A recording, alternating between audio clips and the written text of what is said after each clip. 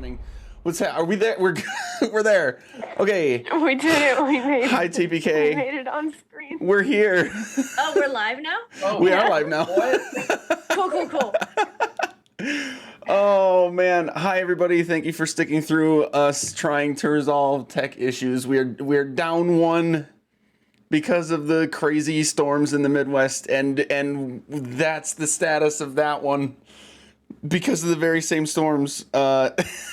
And being a mostly Midwest crew, I guess that's what happens. So this episode welcome. This episode of Queen's Gambit brought to you by What the Fuck Is the Weather Doing Today? So, welcome to Queen's Gambit. This is a Tyranny of Dragons campaign. Gonna do a quick intro for everybody that's here, and then we'll do our recap and get right into it. So, Sir Hecklot, let's start with you as usual. Yeah. Hey, everyone. It's me, Sir Hecklot. You know, from the East Coast crew. Tonight I'm playing Aster, the Shifter Circle of Wildfire Druid. Let's move it on over to Hyacinth. Hiya, it's me, Hyacinth. I'm from the Midwest too, but okay, I guess. And I am playing Icarus, our elven twin number 2 of the night. The next, I believe, is Corn Dog. It's me, Corndog McGraw. I will be playing Juno, the Twilight Domain cleric. Words are hard. I am also from the Midwest, as the people here would say, the true North. The true North. I'll pass it over to Chrissy. Oh, thanks for the heads up. I'm Chrissy. I'll be playing Ulta, our Swarmkeeper Ranger. Hopefully. Assuming the storms don't get worse. Okay. And I'm Dad Magic Juice. I am the DM and shepherd of this lovely clouder.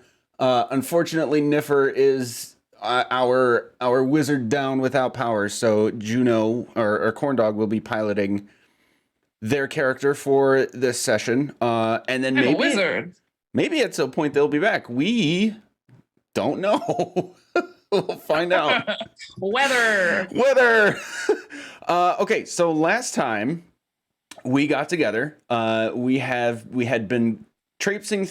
found and been traipsing through the legendary Vault of Dragons, a well-hidden secret underneath the grounds of the city of Waterdeep, on the tip-off from a series of cult activities, the Xanathar Guild, and a magical stone that told us it was there. So, we found it. We've been going through it. A lot of historical references to dwarves, and clearly this has been here for a long time, and all that jazz, but we've eventually gotten to the point of the final chamber, the final vault, that holds a small mountain, literally, of gold and riches for us, that we have intended to come and retrieve. Is Chrissy frozen like that, or just holding it? Frozen. No, I saw movement. I did not. Oh no. Okay, I'm gonna keep talking, and hopefully it'll buffer through. So we're here. We've met a mysterious dwarven man. Okay, you're back, Chrissy. We're good.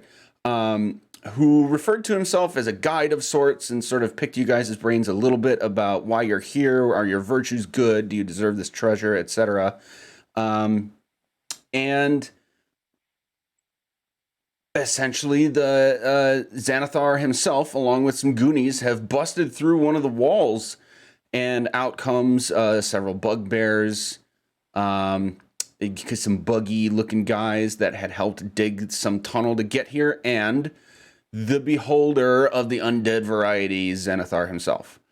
At that moment, Ulta had a golden stone sort of fly to her from the dead, the bones. It's not even really a fully dead body anymore. It's just the bones of the dragon that had been tasked with guarding this place. By the name of Aranex, and we have a shared vision of what we know for sure was Bahamut, who said, Along with some other details that I'll let you guys fill in if you so desire.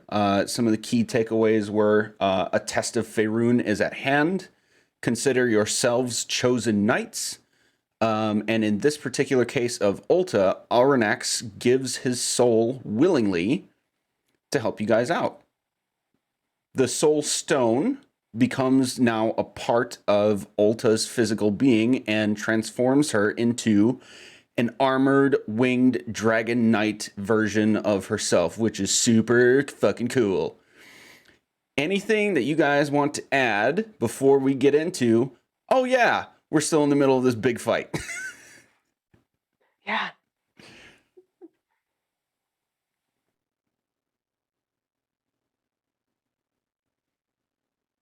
No?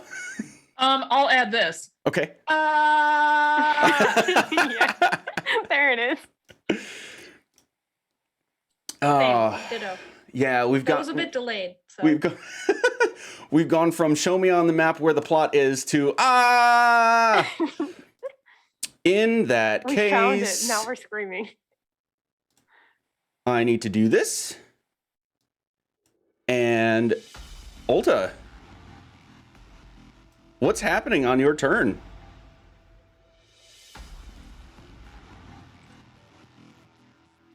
You know, this is a good question. So I would assume, and this is my fault as a player, I should have probably checked with you in between games. That's my fault. I will do that another day. That's okay. Ask away. So I would assume probably as soon as that happened, would it activate with the stone? Yes, Or does she? it actively Okay. transformed you as part of that whole thing. So you are in that form now. Okay. So it is like action activated. Okay. It did not All consume right. your action. It was I made it like part of the whole cinematic cutscene description that it transformed you, like dramatic first time thing. You have your full turn. Okay, cool. All right. So, yeah. She will look to her teammates, very confused, give a shrug, and go, "We still have this guy," and she will come out from around the corner. And I'm going to eyeball guess how far, because I don't have control of my token. 5, 10, 15, 20. It looks to be about 50 feet. Am I guessing that correctly? I'm sorry, where To again? Xanathar? From Yep, me? pretty close. Okay. Yeah, if you get But it's not. Oh, if you get here, you're within like 40 feet. Yeah. check. Okay. And she will say, I don't know what's happening. And go ahead and stay at that distance. She's going to stay back and I'm so sorry. I should have been prepared because I knew this was coming and I knew I was first in combat order and I didn't prepare anything at all. She will cast again Hunter's Mark was already cast last game, right? I think so. Yeah. Can Yes. I shift my Hunter's Mark to him? I believe you can. Okay. Yeah. Just a move. Okay. So I'll move my Hunter's Mark to him as my bonus action. And then for my action, I'll just take 2 crossbow attempts at Xanathar. Okay. Okay. Now remember, those are +1 in addition to any other bonuses you already have. Yes. That was an 11, the first one. Okay. Do I need to roll damage on it? Because I have to roll it in D&D Beyond and not roll 20, remember? Yes. So no, that does not hit. Okay, check. And then the next one is a 15. That will hit. Okay. That damages 8 piercing damage with my hunter's mark, which is 3 more damage piercing. Okay.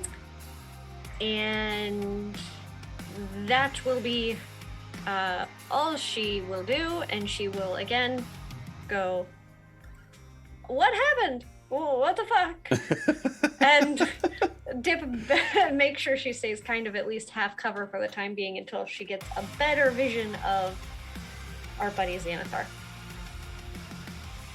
Okay, so you scooted right there. There we are. So, you would all be able to see, because you are all within view of Ulta, that as she moves, her wings kind of like automatically shift to being out of the way with her, as if they're like a natural part of her body. And these 2 crossbow bolts have like a little extra sheen, almost like a sparkler going off behind them as they shoot off. You can tell that there's a little bit of extra effect that they have compared to normal. So then we are off to... you hear some rumbling coming from the tunnel behind Xanathar, and a couple of what you can tell are basically battle cries from more creatures coming your way. And then it is Aster's turn. Icarus, you're on deck. Oh, okay. This is happening a lot faster than I thought. All right, cool. All right, I'm gonna move a little bit more like squarely into this to get a good like view of everything. And as my action, I'm just gonna keep taking some scorching ray shots at this guy, I guess. It's Xanathar. So I have to do this at 3rd level now, so that is 4 rays. And I'm just gonna roll 4 attacks and see what happens. 26 for the first one. Should I just roll all 4 and then roll the damage for let's do whatever that. hits? Okay, we'll just do that. 2, 12, great. Kill him with your first hit. 3, oh god. Oh, this isn't looking great. Ooh, natural 20 on that one, Oh, though. snap. Okay, only 1 misses. So go ahead and roll those. And Okay, so great. just as a reminder, because I know I do crits differently from a lot of people, for crits, I do max damage plus rolled damage. Your modifier only gets applied to 1, so I just Okay. whatever you roll by itself plus a max damage. All right, cool. So let me just roll the first 2 damage rolls. Oh, that's not what I wanted to do at all. I wanted 2d6. All right. And since my wildfire spirit is out, I do get an extra d8 on fire damage, but I don't know if that counts for every hit. It's not specified, so I'm fine with it only like counting for 1 because that's a lot. It's your fire spirit. What feature is that from? Is that a druid thing or a spell? It's like my druid circle. Let me see. It's from Enhanced Bond. Whenever you cast a spell that deals fire damage or restores hit points while your wildfire spirit is summoned, roll a d8, you gain a bonus equal to the number rolled to 1 damage or healing roll of the spell. So I'm guessing it's just 1.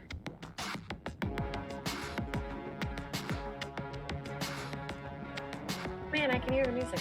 I have muted now. I'm thinking it's just 1, the way that it's worded. Chris, if you want that, you can always mute me in Zoom and unmute me in Discord, and then you can hear all the stuff, I think.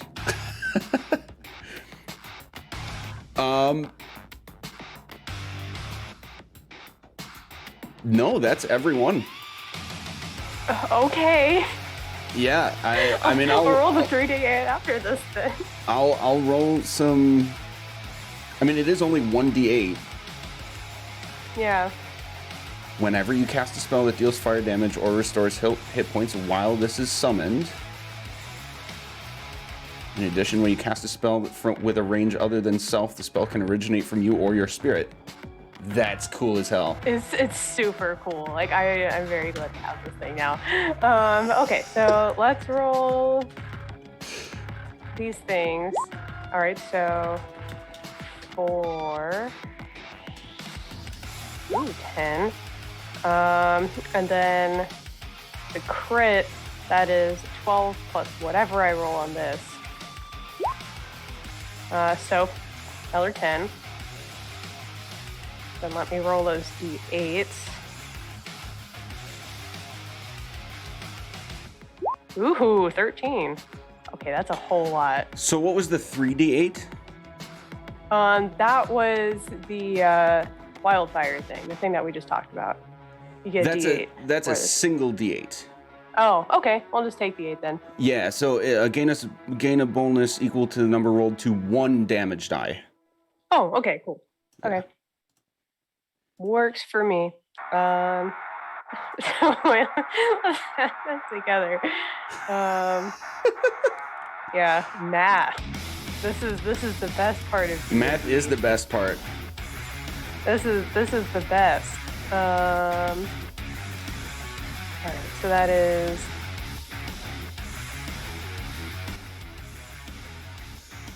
Music is loud. plus It's the epic, but it's 12. loud. Yeah, plus the 12. I think that's 44.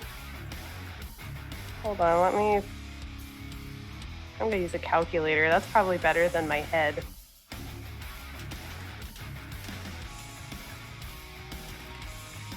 That looks right to me. Oh, cool. That's a whole lot of damage. And I'm not even done with my turn yet. Let's get it.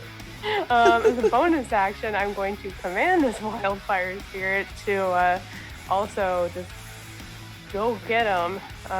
So he's gonna move like a little bit closer and do his little flame seed attack, which I have to look at here. It is a ranged attack. So I just do another spell attack basically since it shares all of my stuff.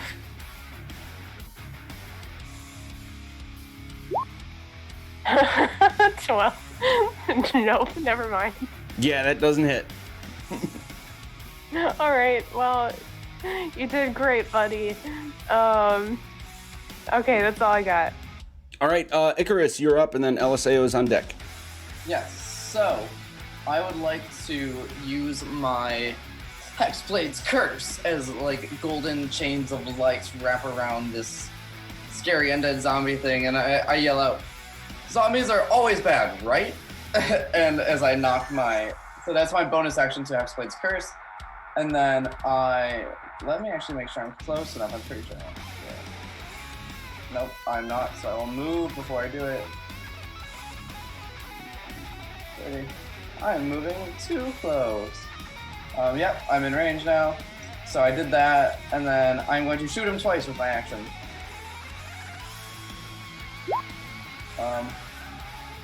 12 to hit.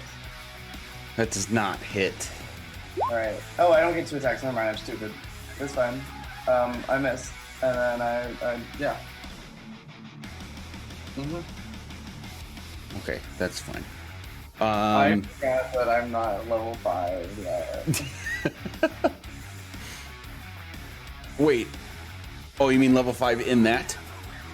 Yep, level 5 for 2 attacks. Gotcha. Okay, anything else for you then? No. All right. Sorry, Corndog. I should have told you. You got both characters in a row.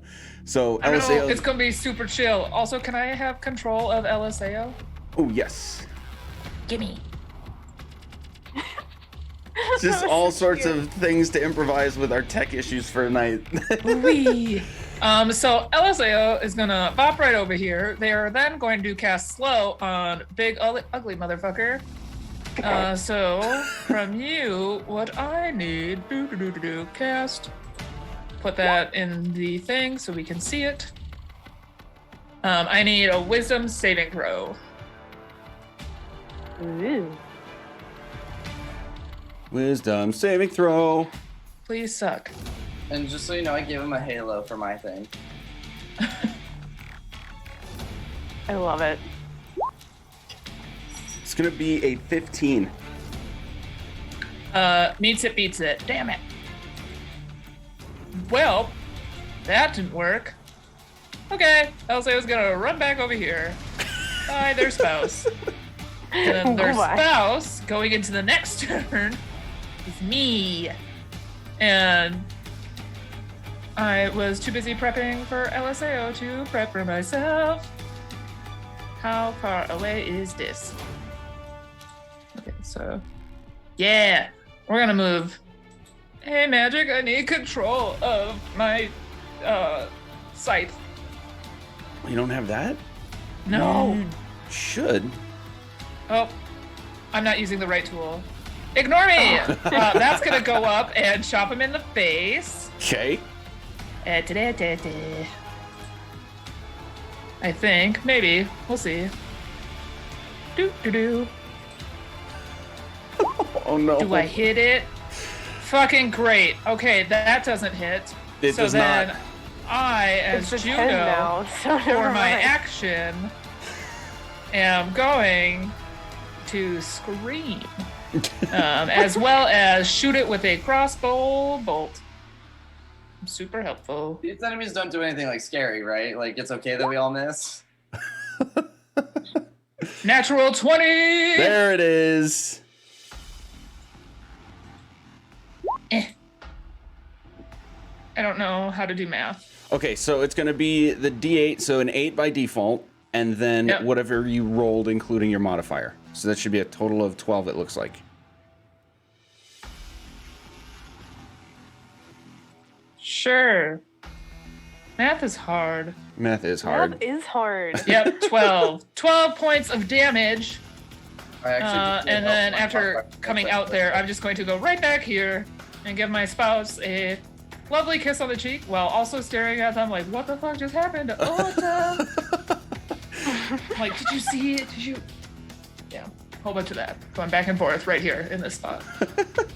Okay, Jamna's going to pop out from the corner over here, and Kill it. Before I get there, Juno, I believe this circle is yours. Do you remember what that is? Yes. Shit. It's your Twilight Zone, right? It's my Twilight Zone. Oh yeah. It is my area where at the end of any one of your turns, friends, you can ask to be uncharmed or frightened or given hit points. Did anyone need hit points in this last round? I think I'm good, actually.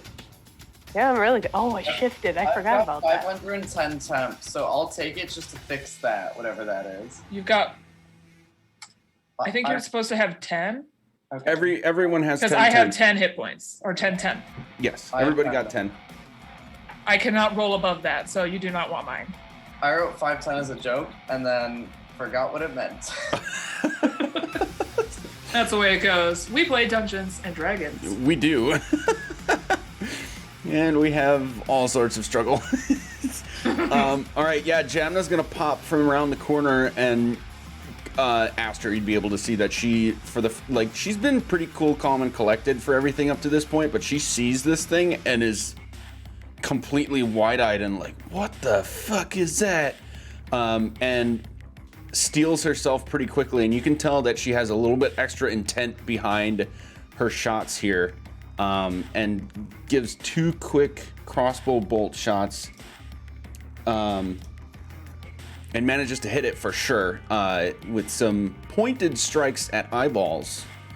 Doesn't hit them quite in the intended spot, but hits enough that she's able to do clearly some damage. And then it is off to the Beholder Zombie himself. Ulta, you are the next player that is on deck.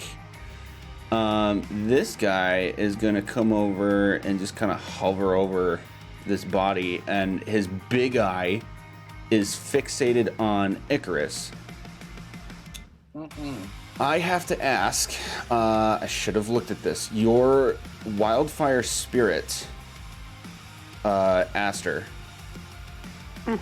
we gotta talk about this for a quick second. I don't like to get hung up on mechanic stuff, but it's good with stuff going, everything going on to sort of figure at least this out right now. Is it considered magical? It's an elemental, so I don't. No, that makes it a creature, so no. All right, cool. And then Juno, the same thing for your Twilight Zone. It's an innate thing. It is my channel divinity. Channel divinity. Okay. So I don't know if that is magic or just hashtag blessed. Okay. So I'm going to talk this out loud. Like I said, normally I would have this sort of stuff resolved before getting into it, but oh no, this is a thing. Anti-magic field in the cone area that the beholder is looking. So it does specify spells and other magic effects except those created by an artifact or deity are suppressed in the sphere. It does make summoned creatures disappear. Oh no. Spells cannot be cast. Sorry, heck. It's Magic fine, items Sam. become mundane. So you just gave Chrissy all of this awesome shit, and now you're like, is that what just happened? Sorry, I'm mixing two things up. The anti-magic field is in a 10-foot radius sphere around him, so it's not enough to make that disappear.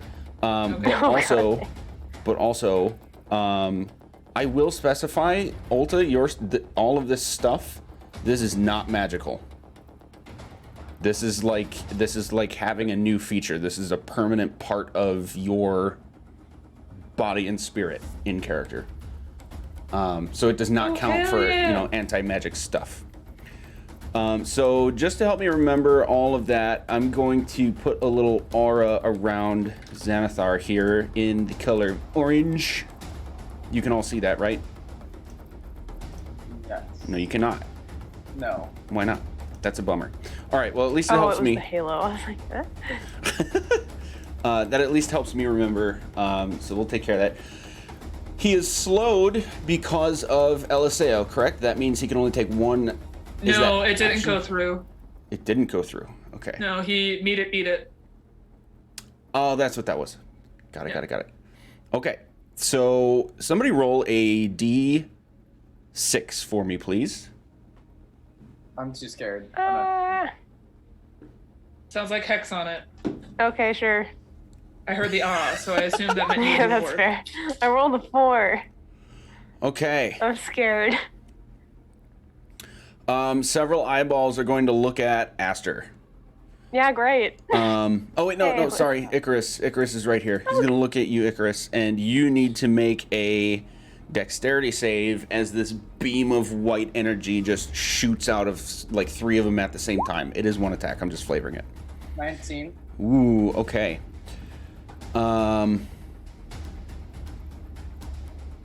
You are safe for now. Same. I'm so scared. Yep. However, it is going to come up to you, and he's gonna take this nasty, toothy, black saliva bite at you. At this point, Aster, your wildfire spirit does disappear. Goodbye, friends. And Icarus, while you are within 10 feet of Xanathar, you are unaffected by Juno's Twilight Zone. Does that mean I lose my temp HP or don't gain more? You just can't Won't gain more. Yeah. Okay. Wait, I thought it said anything that was from the deities was fine. Yes, but this is still a magical effect. It wasn't summoned by a deity. While your magic comes by being affiliated with a deity, it is not being summoned by a deity itself. But it's also not a spell. Right, but magical effect. It doesn't say just spells, it's magical effects. So summoned creatures, magical effects like your Twilight Zone, all of that. But it doesn't make the whole thing go away. It just doesn't affect anybody that's within 10 feet of Xanathar. Does that make sense? Yes. I believe so. I'm gonna check the internet just Okay. to be sure. If you do find something that sounds contradictory, I welcome the feedback. I'm going based off of what I understand right now. Okay, so Icarus, that is a 14 to hit you with its bite. No. Same. Ooh, okay. I have more AC than I thought I did. You are technically correct. Okay. So at the end of its turn, we are now off to Ulta. Aster, you are the next player to go. You are not next, but you're the next player.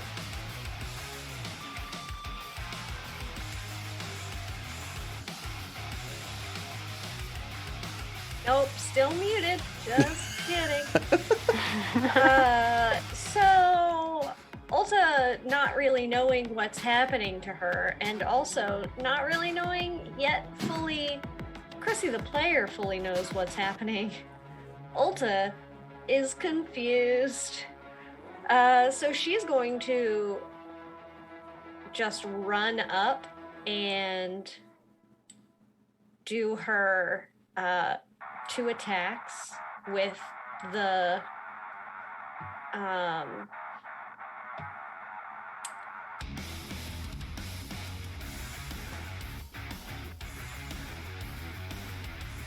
I'm trying to figure out how to like do this, and then I'm assuming so she's gonna do the 2 attacks.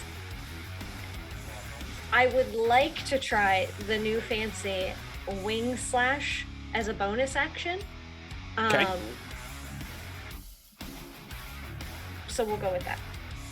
So that'll happen. That wing slash is immediately before you move or immediately at the end of your movement.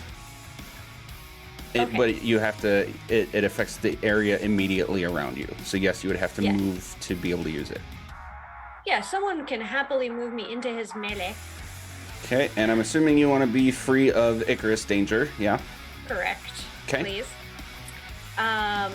The first. So do I have to roll that first? Yep, you're gonna roll that as if it was, it is its own attack, but as your bonus action, yep. Okay, so that is hang on. That's a 21 to hit, Oh yeah, definitely hits. and it's 1d10 plus strength. 1d10. 1d10. Are you guys getting my rolls? Oh, cool. No. 1 plus 1. I've so been seeing them on D&D Beyond. That's been it. Okay. Cool. And your strength is, Plus 1. okay, So 2 extra. 3 Two extra because of the extra bonus to all attacks. Correct. And then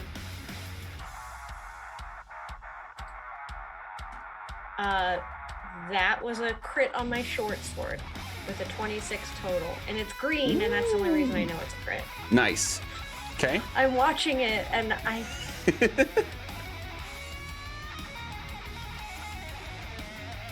Okay, so it says piercing damage 7. How do you do damage again? Max damage plus what you rolled. So what's the die that you roll normally? A d6. Okay, so 6 for sure, plus your modifier of 3. 3, plus 1 more because you're in this form. So it's a total of 10 right now, plus what you rolled. 7. So 17. Yep. Jeez Louise. Nice. And then the last one is a 12 to hit. That one does not hit. Sure. And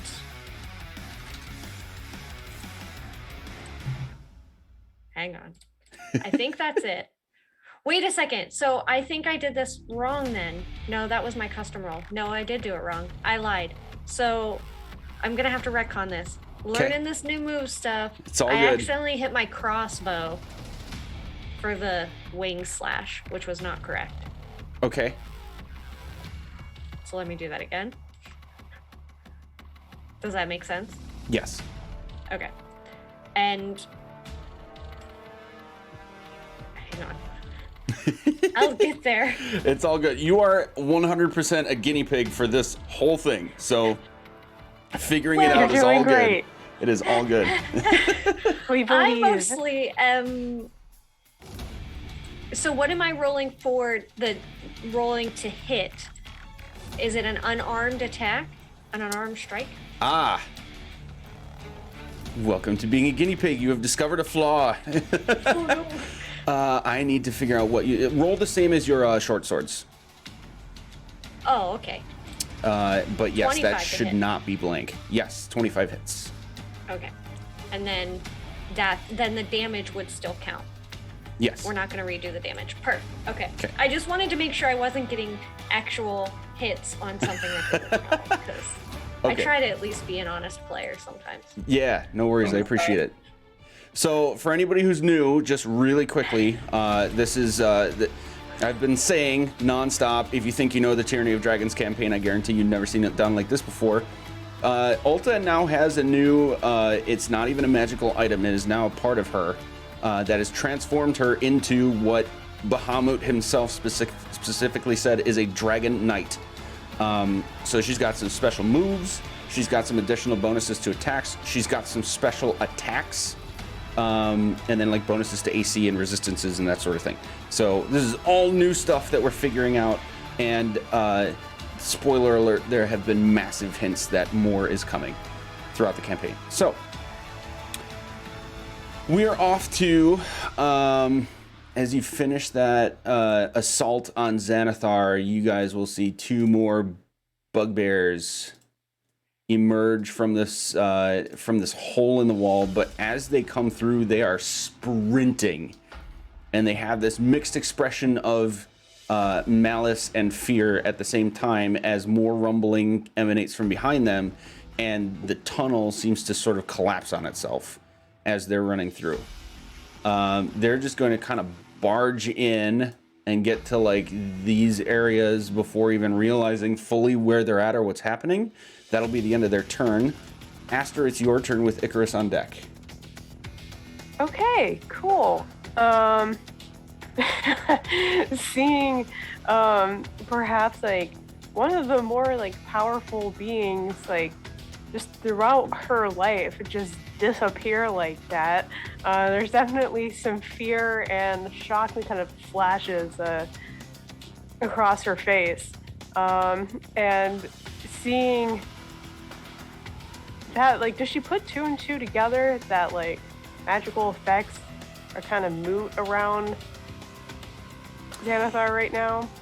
You can make, so because you can technically do this as a reaction, let's have you make a retroactive Arcana check. Okay, cool. Yeah. Is it a cone It is a cone. of anti-magic? Mm-hmm. Do we know where that... We would probably know where that cone is then if it's I'm sorry, no. impacting my aura. The anti-magic is a 10-foot radius around him. The cone is something sphere. different. I said it was a cone before because I was mixing up 2 things. Okay, so 16. Sorry about that. Okay, yeah, you would definitely know that it's an area of effect around him. You wouldn't know exactly how far away, but you could at least put 2 and 2 together that it was like at the Pretty it was kind of immediate. at the moment that it was about 10 feet away from him. So Yeah. Yeah, she takes a second and just kind of looks paralyzed for a second. But unsheaths her scimitar, takes out her quarterstaff, and is gonna go into melee with it. She's out of wild shape, so she's just gonna go in. She's gonna come right over here. And as main action, we're gonna make a quarterstaff attack and just see what happens. Oh, great, a 12. Okay, so that doesn't hit. But bonus action offhand, we're gonna try a scimitar. 16. 16 So hits. that is 6 slashing damage. How much slashing? Oh, 6. 6. Okay. Yep. That's what I've got for now. Okay. Let's see. Icarus, you're up with the Eliseo Juno 2 for right behind it. All right, I am going to awkwardly step backwards.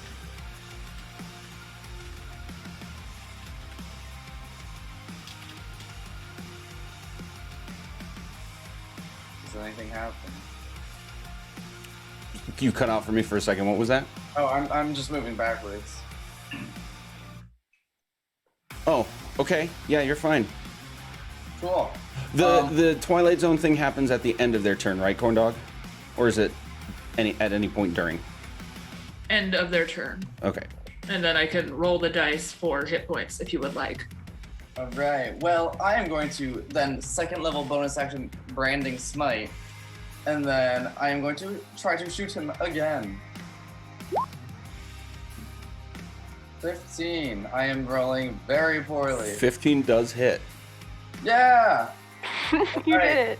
This should do a lot of damage.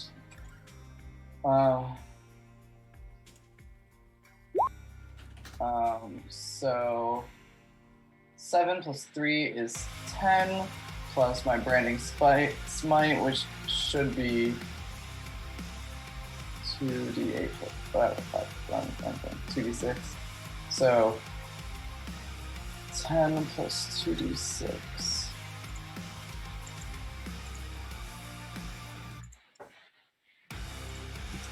Is 18. Does that sound right? Oh, 18 plus 2 is 20. 20 damage. Because I have archery, which gives me plus 2 to my damage. Awesome. Anything else for you? No, I think that's it. Okay, and so at the end of your turn, you have a choice of effects from the Twilight Zone. Corndog, could you please remind us what those are?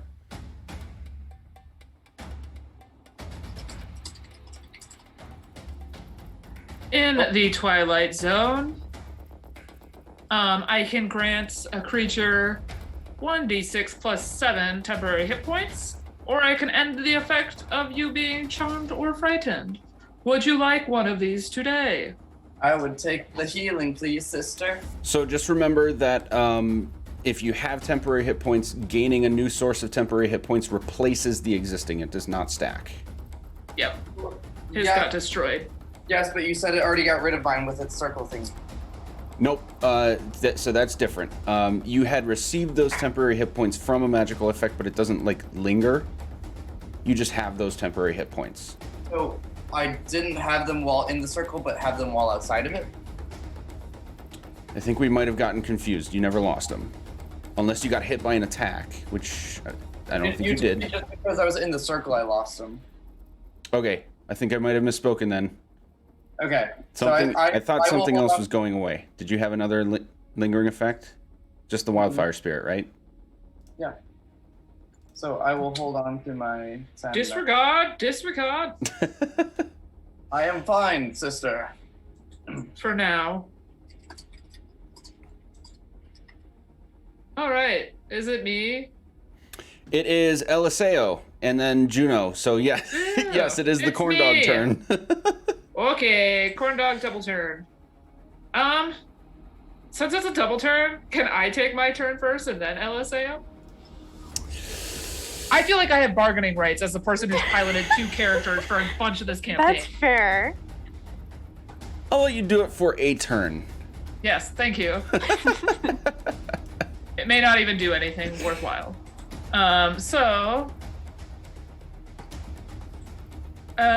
Excuse me, fuck you. I'm gonna bring my scythe over to this guy and swing at him. Or we'll bring it over this way, so that way it's not near the end. There we go. Zoom. Right. All right. And let's see. How to do this? We are just all on some sort of struggle bus tonight. It's gonna happen. Did I hit it? Oh, you hit it hard. Natural 20. Look at that. Shit. That's my Duh. sister. 19. Let's go. Da. I think that's how that math works.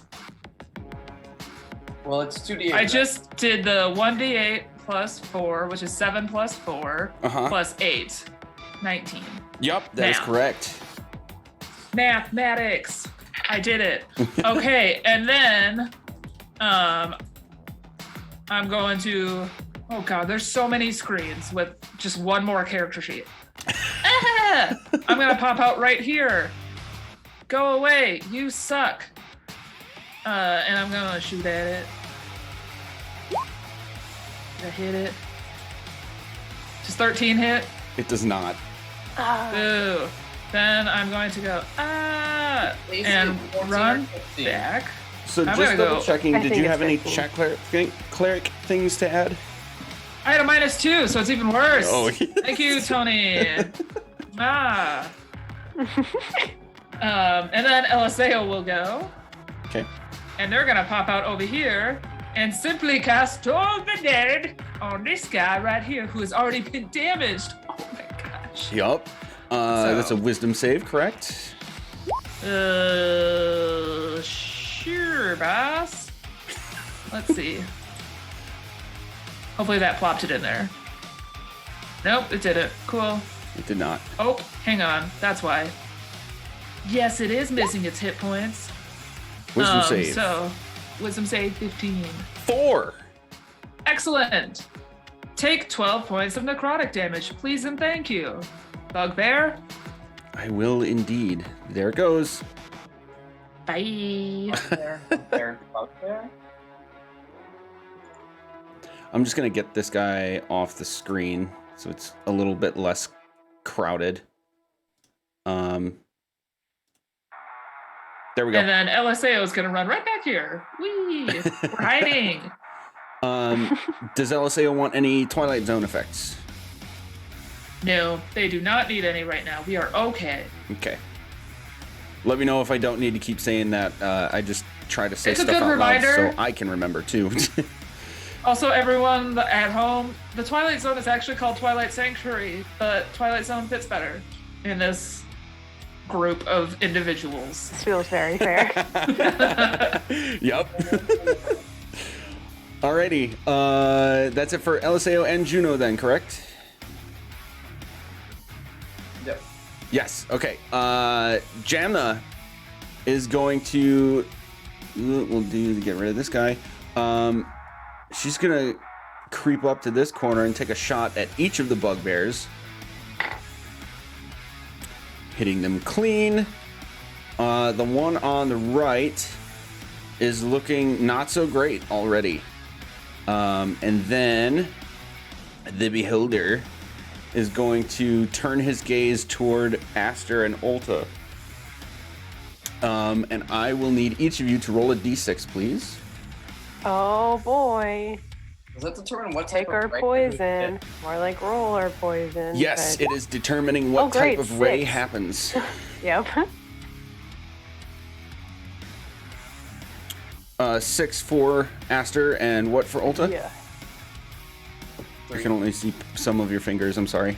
3. 3? Okay. Meh. Ulta, you need to make a wisdom saving throw. Aster, you need to make a wisdom saving throw. Okay. I got a 20 on that wisdom save. Okay. 19. All right, Ulta, you feel as this thing turns toward you and bares its teeth, one of its eye stalks is like wide-eyed right at you. You feel this chill for just a moment, but you're able to shake it off.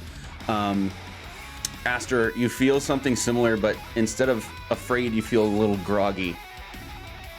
But you manage to shake it off. As a reminder as well, reminder for Chrissy, but nobody else would have known this, at the end of Ulta's last turn, the armor and cool stuff that all happened upon her as that soul stone basically integrated into her sternum has now dissipated in the very same type of fire that it came about in the first place. She's back in her normal form. Then, with none of that working, it's the end of Xanathar's turn. We are at Ulta. And then Aster, you're the next player up. Okay. So she's going to go, well, what the fuck? That was fast. No, just kidding. And she will make 2 short sword attacks to Xanathar. Offhand, bonus action crossbow to the bugbear. Because she is a crossbow expert. Nice. 22 to hit on the short sword. That'll hit. 9 damage. Okay. 21 to hit with second short sword. That'll hit. 7 damage. Okay. And 18 to hit on crossbow. Also hits. Crossbow expert, you are not at disadvantage, correct? Correct. Okay. And that is 4 damage. I don't add any modifiers to that, but I do get to add 1d6 to one of the damages for the hunter's mark on Xanathar. Okay. I just have to get there because I don't remember ever doing this.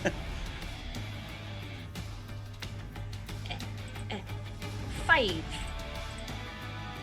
5. Oh, extra damage. Okay. extra for Yep. the hunter's mark. Awesome.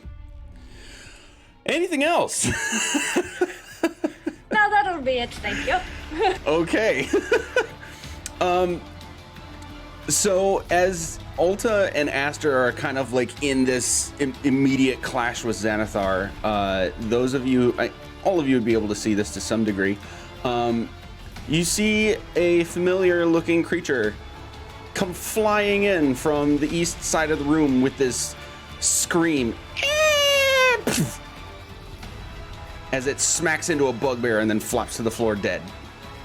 And that was my amazing sound effect. From the northeastern entrance that you had seen that thing get thrown in, quite literally, you see some friends quickly entering the fray. Rydoth is going to get right up in Xanathar's business at a safe distance because it seems he has an idea of what's going on and starts to cast a spell at him. Astriel is going to take a running leap and slash at him a couple of times with her massive sword. And this bugbear is having an extra bad day as Anthar Froom pretty much smashes its face in with his massive battle hammer. Yeehaw. That brings us to this bugbear trying to take advantage of the fact that Aster is engaged with this thing and try to hit you with an 18 to hit. That'll hit. That'll hit. Okay. For 10 piercing damage. Piercing damage? Okay. Oh, it's a morning star. Yep. Oof. All right, and then we're at bringing up this window. Aster, you are up with Icarus on deck. All right, I'm gonna hit him right back then. That's heckin' rude. First attack is a 16. Yep, that hits. All right, so that's only for 2. So we're gonna try to hit him with the scimitar then. Ooh. Great, natural 1. Never mind. We're fine. Yep, everything's All of fine. those were temporary hit points anyway because they shifted at the beginning of this combat. Nice. So I'm good, but still, it's rude. It's my principle. Anything else for your turn then? No, that's all I got. Okay, then we're at Icarus with Eliseo Juno on deck. I'm just gonna be like, who do you know here? And I'm just gonna shoot another arrow. Nice. I tried normal dice to see if I did better. I didn't do better. I rolled a 2, so I'm not even gonna do the math. It's interesting because you're like not rolling great for your attacks, but everybody's rolling great for all the saves and everything, for all the cool stuff this guy can do. Yeah. Oh well. No one's doing cool stuff. I don't even think I'm gonna use any of my bonus actions. I'm just gonna be like, no. All right, Corn Dog. It's the married duo's turn. Here we go again. All right, LSA will go first and cast Totally Dead on that some bitch. So we're gonna go out like this again. Hello. Oh wait, he's dead. Can I see this guy? He's gonna have a lot of cover, but yeah, you can see For he's Totally there. Dead, that's just going into his brain. Oh yeah, you can see him. Cool. Fuck you for hitting Aster. I would like a wisdom save, please.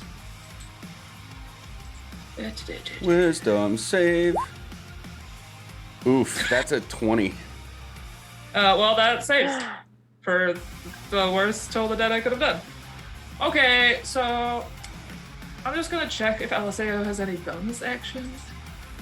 What you got? What you got? Fucking nothing. Cool. All right. Just gonna. Ooh, hello. All right. Up next is Juno. Juno's gonna come out here and be like, "Fuck you, sir. Enjoy this crossbow bolt." I love it. Ugh. Maybe? Does a 16 hit? It does. Yes. I'm shooting Xanathar in the face Why am I the trained Yeah. marksman, but you're doing better with a bow? with, I don't know, it's a crossbow, so it's different. It's not like a cute elvish thing. And to hit. And then, bonus action, we're going to move. Where did my scythe go? Help, Where did your scythe go? help. Uh-oh. It's right here. Oh, there it is. Haha! I'm gonna move it to this guy because does he still have the whatchamacallit, the anti-magic bullshit? Yes, so you do need to be creative about moving it. Let's I see will, here. since it was here, I'm gonna move it 15 feet this way and then 15 feet this way. And it is still within range. Okay, that works. And then I'm gonna whack him. Dee. Maybe, if I know where Juno's sheet is. Do. Please hit. It just barely hits. Yes. For 12 points of spiritual weapon damage. Nice. And okay, then this I'm guy's gonna go looking real rough. whoop, and come back over here. Hello. Nope, can't go that far. I can go there. And that ends the spouse's turn in defense mode. I'll put one card face down. And end my turn. You've activated my trap card. Oh yeah, so many references. Okay, Jamna's skirting around the pillars here now. And it's gonna take a shot each at this bugbear and Xanathar, and the bugbear takes one bolt through an eyeball and just slumps to the ground, lid dead. Boop. If you guys need a reminder of like all the dead creatures that are around at any point, I can just bring everything back. I just wanted to take them off the map as they die because congestion. Okay, and then actually hits one of Xanathar's eyeballs this time, so he's looking pretty roughed up. Then we are at Xanathar himself. He's going to keep 2 eyeballs on Aster and Ulta, but like turn his main body and look at Astriel and try to take a chomp. So Aster and Ulta, please roll a d6. Oh boy. 2. Oh, he lands big, biting Astriel.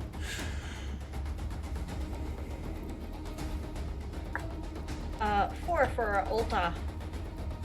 Okay. 2 and a 4.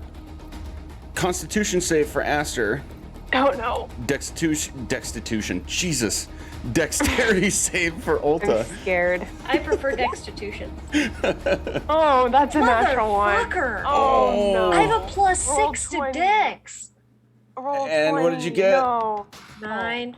Okay. Oh no. So much for these killer saves. Aster, Cool, yeah, cool. they ran out, I guess.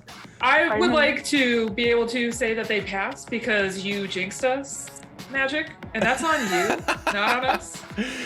No. Sorry, I'm just in a bargaining mood today. I haven't been able to go. Well, you to wouldn't a know if you didn't free ask. fair in a while. But the answer this time is no. I tried, guys. Oh, Aster. I'm gonna take some damage. Aster, Maybe. you are paralyzed. Oh, okay. Great. You can repeat the saving throw at the end of your turns. And just as a reminder, while you are within 10 feet of Xanathar, the Twilight Zone does not help you. Ulta, you are slowed. Your speed is halved, and you can't take reactions. And you have to choose between an action or a bonus action on your turn. You can repeat the saving throw at the end of your turn, and just as Aster, the Twilight Zone does not help you as long as you are within 10 feet of Xanathar. Cool? Super cool, right? Okay, that brings us to Ulta.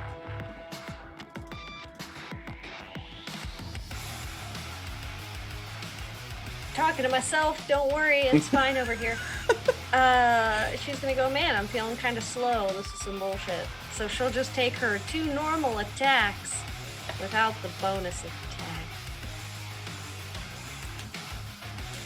12 to hit, 12 does not hit. 25 to hit, 25 does hit. 8 damage. Okay, and that is all one action, right? Yeah, I have 2 attacks per action. Okay, perfect. And then, so 8 plus my d6, which is 6, plus another d6 for my swarm, which I haven't done all the game. All the games. Which is just 1. So, that's all. Okay. Xanathar is looking pretty worse for wear. Even though he's already sort of rotted and mangled up from being in a zombie form, you can tell he's having a bad day as far as staying undead goes. Okay, so Corndog, are you okay? I just remembered he's a fucking zombie. I'm a Yes. cleric. I'm about to throw my chair. It's fine. We started this fight with me saying, "Aren't all zombies bad guys, right?" and shooting him. Aster, you are up. Oh, okay. I'm gonna try to save out of this. Trying my best. Nope. Nope. I'm still paralyzed. Mm-hmm. Oh, sorry. That's I all. was I like, can- that's it. That's all I can do. Icarus, you're up with the duo on deck. I'm gonna shoot him, and it's gonna work this time. It does work. 26. Okay. And then it's a long round. I'm gonna roll. Sorry. Oh, wrong die. I'm so sorry.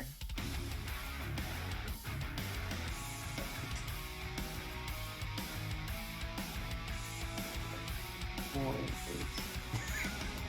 12 damage with my bow shot. Icarus, how I do you say, want to do "Finally." this? I finally hit him, and it's that's more frustrating than it is good. Yeah. I like to think of just like, as you can like see the arrows in the wall like curved all around him as I haven't hit anything, and then I finally just hit him right in the center eye. I'm like, ha! Finally! God damn! Oh shit! Sorry. I just was having a moment, and that's literally it. Okay. I'm putting all the dead things back on the map so you can see them all, just in case you need to. But at the very moment that Xanathar lets out his last ungodly breath and falls to the ground with a slimy slump, Rydoth will run up to him and actually just barehanded grab at like the base of 2 eye stalks right around its head and turn its main eye to look at him as he finishes the incantation of a spell, and the central eye opens. That is where we're going to go to a quick break. Oh, what the fuck? We'll be right back. I'm gonna totally ask Astral if she saw that cool shit that I did. Okay. Noted. Just kidding. Well, the stream knows that you're going to do that too. Heyo. Oh, cool. I don't know when we're live now. Fuck. Don't worry, we've had more embarrassing cold opens. We have. From people who knew it might be coming. Wait, we're live? Yes. Wait. Hey, we're back. Okay, so some crazy shit just went down.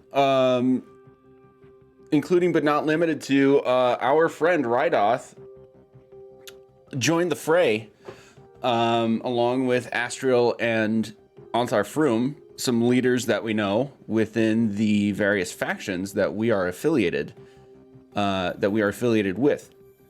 And at the point that we hit, that Icarus lands the final killing blow on the undead beholder Xanathar, Rydoth completes casting a spell and grabs the now fully dead creature by a couple of stalks of its eyes to turn him toward himself. And the central eye of Xanathar's dead body opens. And all of you who are right there, it's like Juno and Eliseo. Yeah, I mean, you could probably see if you like scooted a little over. Tell me if you wouldn't. But anybody who can see him is going to see this really intense expression on his face. Those of you that are well versed in spellcasting would be able to tell that it's a combination of focusing on what he's doing right now magically, but then also there is a mix of a little bit of anger, a little bit of fear, and a whole hell of a lot of concern on his face as he utters the words, "Tell me what you know." The zombie beholder's body is going to sort of slump a little bit, and then one eye stalk will like lazily raise up and look at you, Ulta. And then another one slumps up and looks at Aster. And then another one at Juno, another at Icarus. One eye stalk for every individual person in this room. And they'll all sort of emanate this headlamp-esque, like white yellow glow. Did you just roll that? Yeah. I don't know if I'm still paralyzed or not. Oh, you. I was just curious. I for this kind of thing, I'm just gonna say, fight's over. You're not paralyzed anymore. It's not consequential enough that it has to remain, so we can hand wave that. He's going. All these eye stalks are going to raise and look directly at you. And as if on some sort of like what we would know in real life as a megaphone, this voice that kind of sounds like Xanathar but is clearly pretty different starts to speak. I have been amused by your ambition, young ones. Your efforts have not been entirely in vain, though they have been misguided. I present to you these 5 gifts. Your trials to obtain them will prove your value and worthiness. I would employ your assistance. The children playing with magic in your world deserve better than what they have for helping me. Dragons living will be far more useful than those undead. Begin the preparations. I would have a welcome fit for a queen. Oh. For anybody who has seen our first episode of this campaign, that should sound eerily familiar. It took me a second. As out of game, we have heard that before. But this is the first time we are hearing it in game. And after uttering that, he actually has just a bit more to say. Gather the treasure, sound the horn, live in infamy amongst the dragons.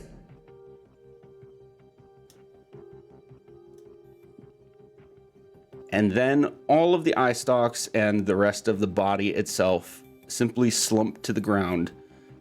Now again, dead. What do you guys want to do? Ah. I didn't like it. Ulta is going to stress eat a bunch of crickets. I'm gonna go. Was that thing or the Dragon Queen thing? You must be asking out of character because Icarus hasn't heard that before, right? Yeah. But they said the queen will rise, which I just assumed was the Dragon Queen. So I'm like, was that her or was that him? Oh, okay. Okay, no, that's fair. Rydoth would answer, no, that was him. I didn't like it either way. Also, isn't he like undead? Isn't he supposed to like come back and attack us again or something? It seems that he has been experimented on. He doesn't quite exude all of the expected qualities of undeath. And then Anthar chimes in. Those damned wizards! They're in cahoots with him too. I'm just going to grab LSAO's hand. After that outburst.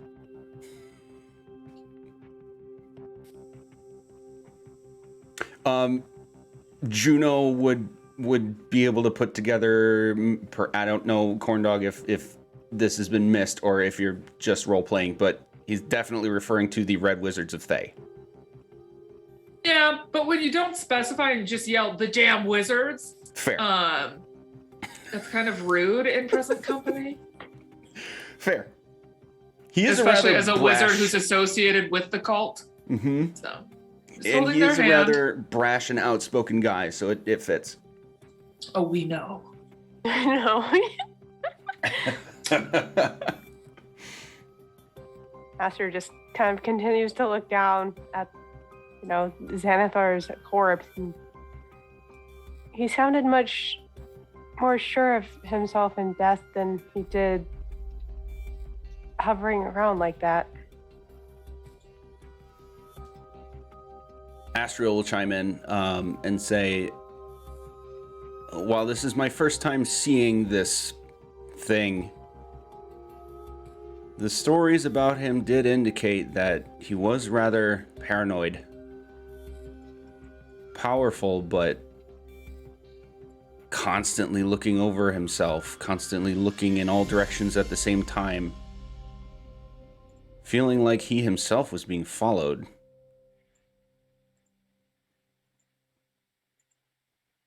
Oh, I get it. That's ironic because he's got so many eyes now.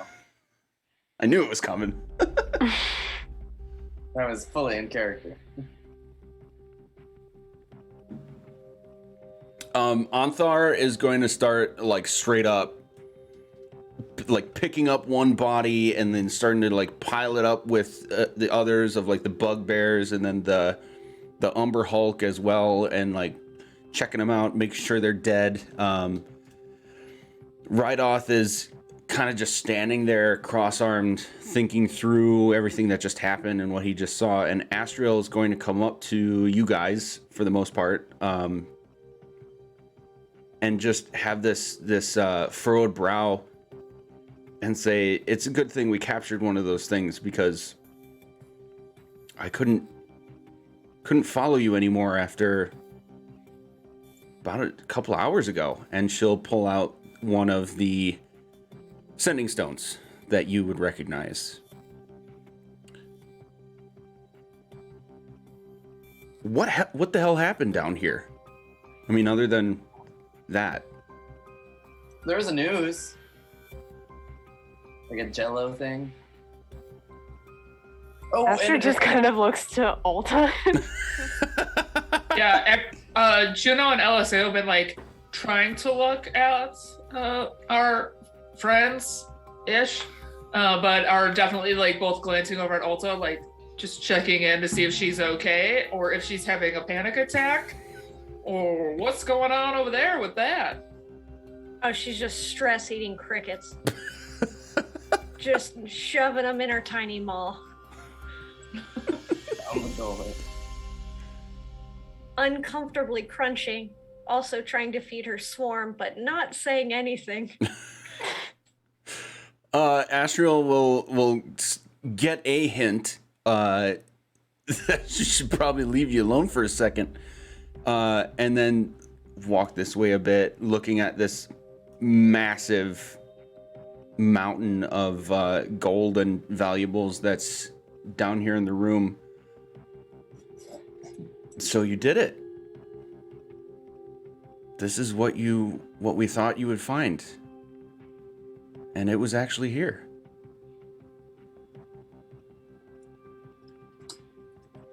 So was someone else. A dwarf. Oh, the dragon? A dwarf. And he's no longer here? Yeah, so you like No, dissolve? he walked away before all of this happened. Did he walk away or did he leave in like a pillar of light? I think he dissolved. Are you guys sure you're okay? It's been weird. I can't tell either. What time is it? Early evening. Huh. Of what day? You could, yeah. No, In game, like, not actually knowing what day it is, you would know. She would say it's the same day that you had come here. Okay, good. Yeah. I'm gonna poke Xanathar with my like bow just to like see if I can like turn him over, because like I know he doesn't have pockets, but I want to loot this body because he seemed like a boss fighter. Okay, he's a heavy boy.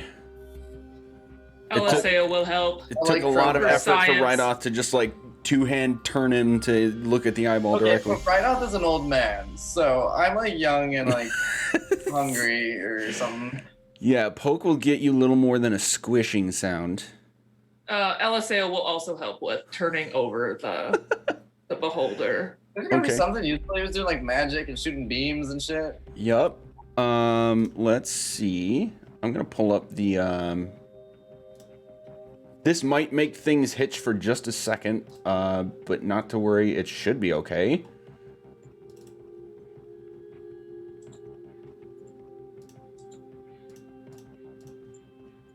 Okay, we good? Yeah. Okay, so let's check this big list of spell components that I have.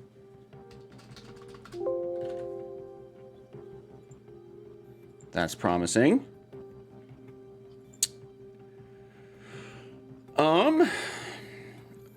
Let's say you would be able to gather an undead eyeball. Yep. Roll a d10, please. I don't know if I want it anymore. 4. You are able to get 4 undead eyeballs. And you know what? Heck it, because we're doing a lot of custom stuff with like alchemy and spells and everything, we'll say that you have the eye stalks with them as well. So undead beholder, eye stalks, and eyeballs. Does someone else want this? I regret this decision. LSAO says dibs. I should put that in my notes. I was hoping for like magic jewelry or something. Around what neck? It could dangle from like the top to the bottom like a beard, you know? He's got a mouth. Around the eye stalks, like those like wine glass charm Like things. little anklets around Yeah. the eye stalks? Oh my god, how would a beholder wear a Christmas hat? friends say that. It could be like Have a you best friend seen that bracelet. meme? Yep. Anywho. Anything else? Alta will ultimately walk over to at like where Astral is. And just kind of be like, yeah, so a thing happened, and kind of like gesture towards the skeleton of the dragon. Do you have to Question for the fight DM, that too? I guess. Huh? Oh, sure, go ahead. She would Okay, have yeah, asked I you was- if you had to fight that too. No, thank God. But I guess above the table question is, can Alta show her that form even though the two have been used, or no? Like, if I'm not in combat, is it like a thing that I can do as a flavor if I'm not doing anything with it, or is it like a combat only? No, you can do it whenever you want. You fully intend to show her and everybody else that form. Well, I was walking over to her specifically, but I Okay. suppose, yeah, you're right. Everyone's gonna see it if I do it here, right? Right. And I'm not trying You're to asking- discourage you. I just want to get clarification, because I'll say if you just want to do it for that flavor and for like the plot to develop, then sure. As a non-combat thing. Yeah, that's what Ulta would do. Is she would be like, so then this thing, and I'm not like the best with the words. You probably want to talk to Aster for the better words. They're better with the words. But then this happened, and then she'll just kind of like do it and she'll handful of crickets right in the maw before she does it first as like just a stress coping skill. Okay. Ow. If you would like to add any flavor to like how this happens, remember that I described this as like a full-on Sailor Scout transformation. If you don't want to go that route, that's cool. But like, so you're like choosing to take an action to tap into this power. The stone itself is not like an item you can like pull out, like here it is, or anything like that. It's like, as far as you know, it like went into your sternum and is now part of your body. Yes. So do you do anything specific, or do you just kind of like tap into the ability and make it happen? Yeah, so she'll just kind of be like, let's see if this works. And kind of like, yeah, just kind of quiet herself down a little bit, chew on some crickets for a second, and then just allow it to happen the way that it had, in that kind of like, what feels to her is very dramatic, but also like fairly relevant style, Okay. So as Ulta bursts into flames for just a moment, Astriel will be completely taken aback and actually take a step back, and then just take in all of it for the few seconds that it lasts before it dissipates once again. You would all see that Onthar and Rydoth also have similar expressions of surprise and disbelief and like, what the hell was that? And Astriel will straight up ask you, what is that? Yeah. This is that guy. I'm gonna get his name wrong. Arnax. Okay, just kidding. Got it right. His soul stone. He shared that with me and the rest of the group because we're all here. Here we all are. And she's just gonna get more and more uncomfortable, but also doesn't want to hide that it's a thing. Okay, as you're saying that, Rydoth is actually going to get, I'm going to say excited, but not like the joy excited, just like he's clearly stressed, but excited, and he'll like hurriedly walk up to you and point to the pile of dragon carcass and say, that dragon gave you its soul, and now you can do that. Yes. All three of them will give this look to each other, like they're clearly thinking something or a similar thought at the same time. And Astriel will chime in to you again and say, we can only hope that that helps. It sounds like it might have.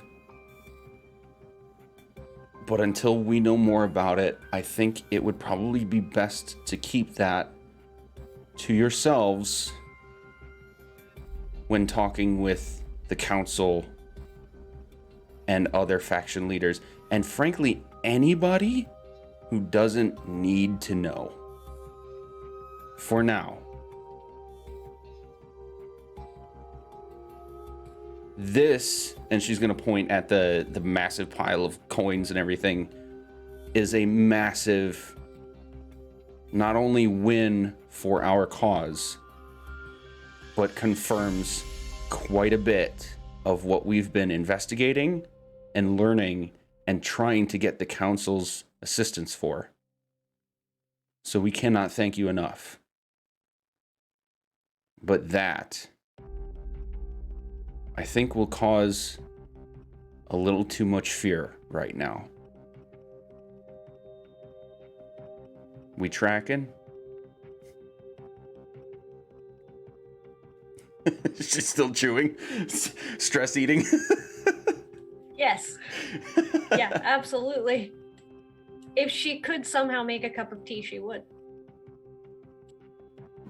Nice.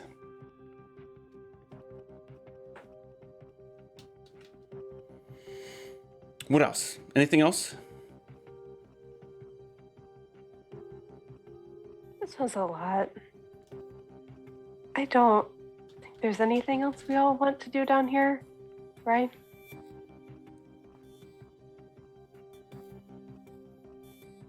I think we deserve a So- nap. We're not just putting this in our magical bank account.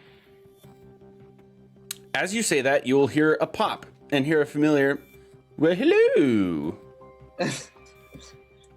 as the attendant of your bank account, as you say, appears before you. And at that moment, Eliseo can actually sort of feel this resonant white noise magical energy all around dissipate.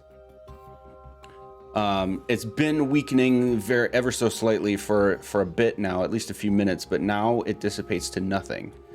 And she's going to look at you, look at Ulta, and then look behind her at this mountain of gold and valuables and say, oh my. We can accommodate that. And she'll give a quick snap of her fingers, and you'll start to see a few coins here and there shimmer and then disappear, shimmer and disappear. And this wave. Wait, are there diamonds? I need diamonds. Mood. Everything goes, but you can check. Oh.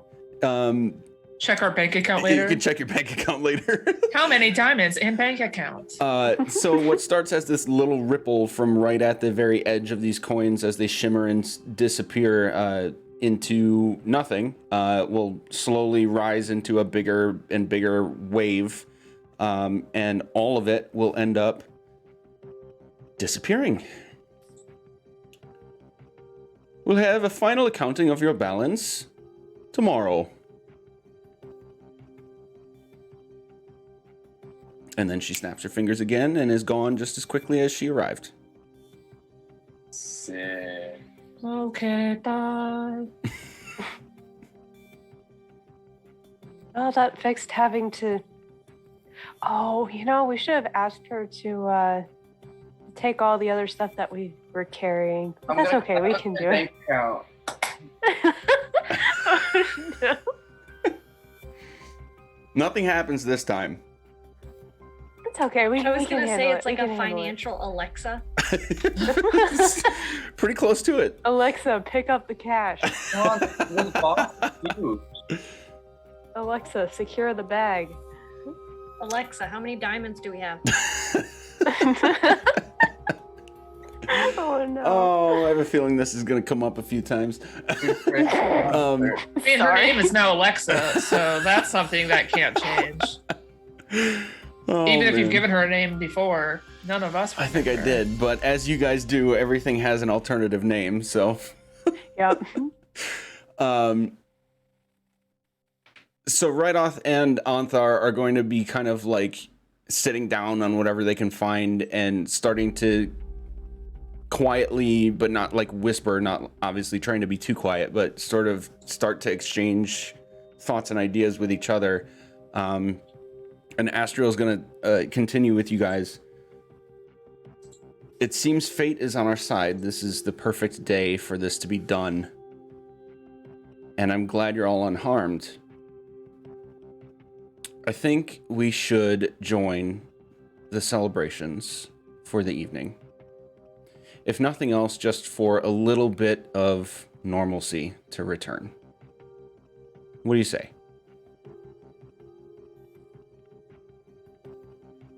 Okay.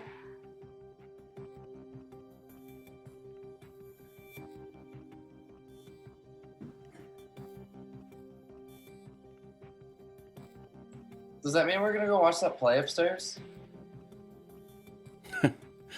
The shows for the day are done. But luckily for us, today is the first day of the festival. What festival? The day of the open lords, Aghairon's day.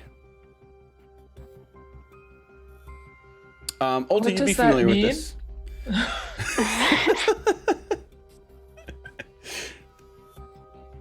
And actually, she will look to you, Ulta, and say, "Oh, have you not told them?"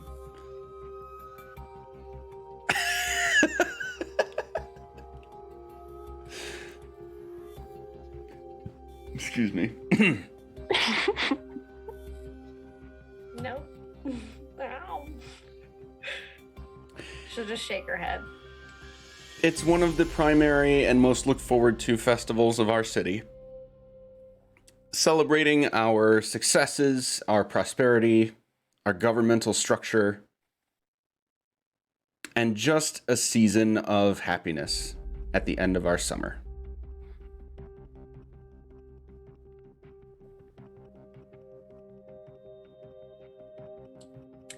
Yeah, sure, let's do that. It sounds exciting. I don't think I've ever been to anything like that before. Ooh. Gonna totally get an elephant ear. Excellent. oh. Okay. Oh, go ahead. Go ahead. A what? I'm gonna get some fried dough. Oh, Sugar, okay. brown sugar. It's gonna be delicious. You're gonna love it. I think so. That name is a little concerning. Yeah, it's big like an elephant ear, or what I assume an elephant's ear would look like. We can ask a loxodon if we see one up there, I suppose. Sounds like a plan. Do we need to ask them, or can we just look at their ear? I mean, if you're gonna be measuring it to the side, I suppose you'd want permission first. But if we're just visually trying to get, It feels kind of worse to be like, Just hey, is look-see. this like your ear? hey, is this like the size of your ear? I guess Can I after enough drinks, everything is okay, right? Yeah. So I'm assuming you're having this conversation as you're like walking back out of the place. Okay. So as you're leaving and going back up the big ladder that led you down here, and then through the series of catacombs and large rooms that you had entered on your way through, and up the final ladder to get to back to the trap door that you'd come in the first place from the theater, you can see that the theater itself is closed up, everyone's gone, but you can hear this festive music and frivolity coming from outside.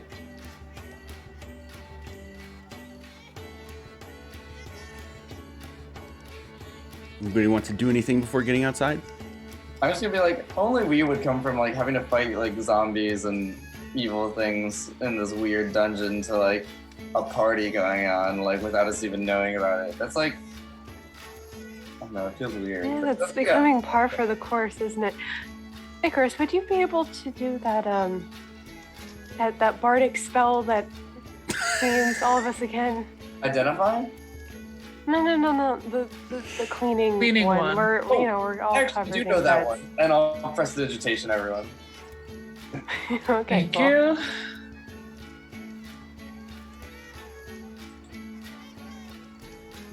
Okay, that's all I got. Okay. Your faction leaders will lead you outside to a site of wonders. Splendor. Way to go. There Oh, it is. wow. Is it daylight by any chance? So it's early evening, so like sunset. So the image is a little off in that regard, but otherwise you have basically what's on this image in front of you. You've got a whole bunch of people in the streets clapping and several Robot bards kids and groups dogs. for music and everything. Yep, little Are you kids and telling me dogs. There's a Warforged elephant just going around the street. Yup, several metal constructs of different animals and even humanoid figures walking around and clunking on the cobblestone streets. Some of them like waving to and greeting and playing with like the individual kids on the street running around and all that jazz. LSAO is losing their mind. How And so? Juno is also in a state of panic. Oh, Too many people all at once. Ulta is checking for her shadow. no shadow. Son of a It's bitch. still yoink. Damn it! It's still yoinked. I'm about to fight this shadow person. Where are they? Where are they? TM. I have very little spells, but I will fight.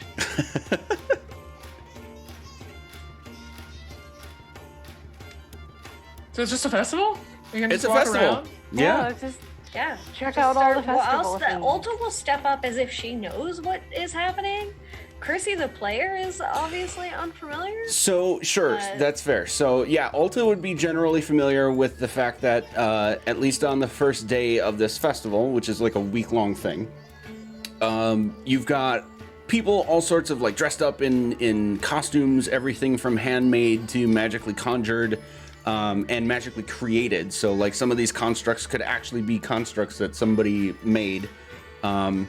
Even the schools of magic get involved with creating everything from fireworks shows to illusion, like full-on in theater style illusion shows, depicting everything from like dramas and comedies to like individual Three Stooges type of shows.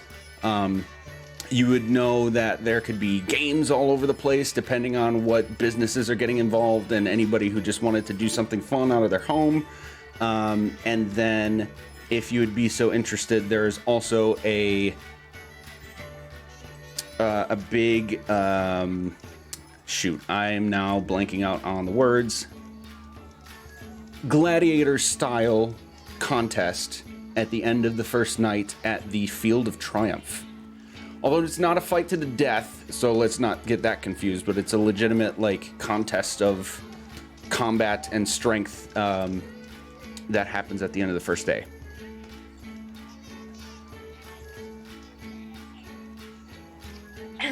Yeah, Ulta will repeat all of that to her friends and say, you know, there's this really sweet battle at the end of the day. You know, it's like a championship thing. And she'll glance at Icarus just to see if they seem enticed. By the time you turn around, I fully would have disappeared, just like running to climb onto one of the giant elephant constructs with like no idea what it actually is. Just like running to like just check it out and get on top of it. And this is why we shouldn't have left the forest. And then I'll shout, measure its ear. Sister, have you ever seen one of these before? No. Can I get on top of it? You can. Cool. Roll a d4 for me, please. Oh, nice. I'm sure this Excuse will be me. great. 4. 4? Yep. Okay, so the one that you pick seems to be a little bit more rigid and repetitive in its movements and motions than the rest, and doesn't really react at all as you start to touch it. Not only touch it, but like straight up climb on it. It just kind of keeps walking. It takes a couple steps and then like turns its head. You can hear the mechanical clicking of things and rubbing of metal on metal. It like turns its head to like generally look at one direction of people, give a wave, turn straight ahead, walk a few more steps, now to the left, give a wave. I'm just gonna like try patting its back and be like, nice large pony. That's it. That's all I'm doing. I'll probably get off after a while, but I suspect someone will come get me before then. Juno would like to find an adult that looks like they're caring for these elephants and just apologize for her brother. Just climbing on their things. Like if this is in fact a parade type system, if there is like an artificer or somebody like that nearby, who should be apologized to? Okay. You will find one who's sort of at the front of a small group of constructs. So as you say that, he'll respond, "Oh, no apology needed. They are simply on a loop, in a manner of speaking. They're not alive." Okay. I'm sorry in advance if he damages it. Oh, I'd like to see him try. Well, not really, but just to speak of my confidence in their integrity, I think we'll be fine. Right. You said what as I begin to cast?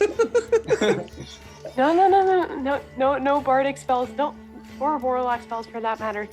Just I've got a thought though. And I guess I won't. I will stop. I was gonna cast Mischief. Yeah, it does.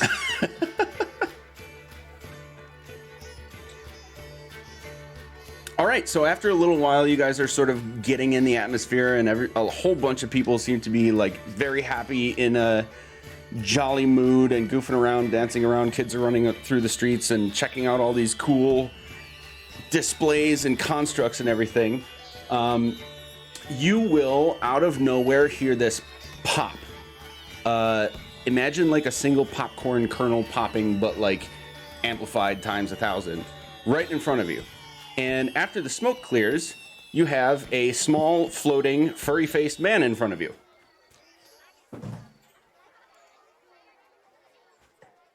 It's a Wookiee! Hey! Hello! I am Flitwick. Oh. Welcome to the festival. hello. You are here for games, yes? Games sound fun. I gotta fix this. I practiced that like 6 times and still couldn't get it right.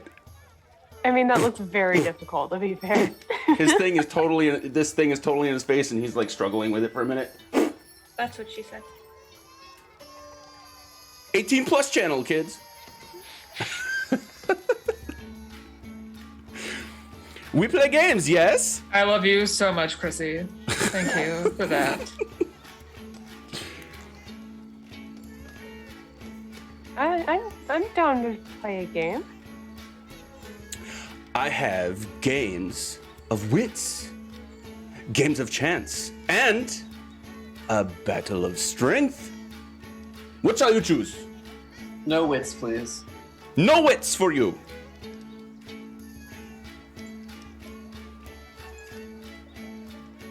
I will take wits, as will my spouse. Battles of wits, yes. With a snap of his fingers, you'll see a little cup of dice rattle in front of you, as well as a deck of cards shake right next to it. Which shall we choose? I'll take the dice. LSA will take the deck of cards. Yes, and which one first? The dice. Ah, adventurous, I see. Okay, here's how we play. And he'll like wave his hand, and the cup of dice will roll out as if there's like a surface in front of you, but they're just floating midair.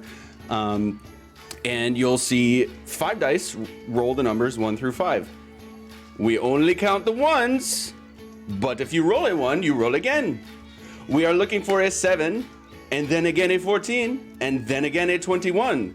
We play for drinks! And then 5 more cups show up in front of you guys, filled with liquid, and then 3 more in front of Anthar and Astriel and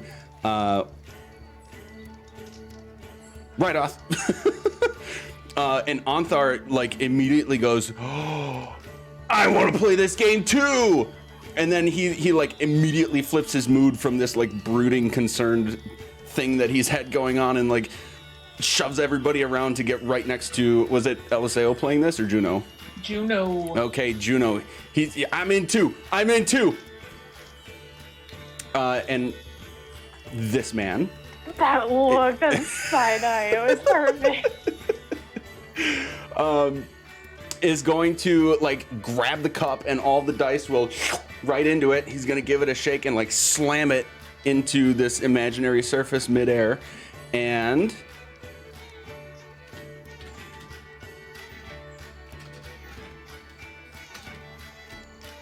we'll get a 1. And then he'll like look at this guy and be like, "So I go again, right?" And this dude is like aggressively shaking his head yes with this massive smile on his face. So this is how this is gonna work, by the way, guys. Oh, no more 1s. And then he'll like slam the dice back in, put the cup on this invisible surface, and slide it over to Juno. The floating man will hold up 1 finger over the table. Do you understand the game or no? Kind of. I'm gonna do my best. Do I just roll 5d6 and like hope for the best? You're rolling 5d6. You count every one and add it to the total, which is currently 1. And if you roll any 1s, you get to roll all of them again until you stop rolling 1s. I do it right. Totally not a bar I game, by the rolled way. a single 1. So do I get to re-roll that 1? You re-roll all of them. We are now at 2. Ah. Okay.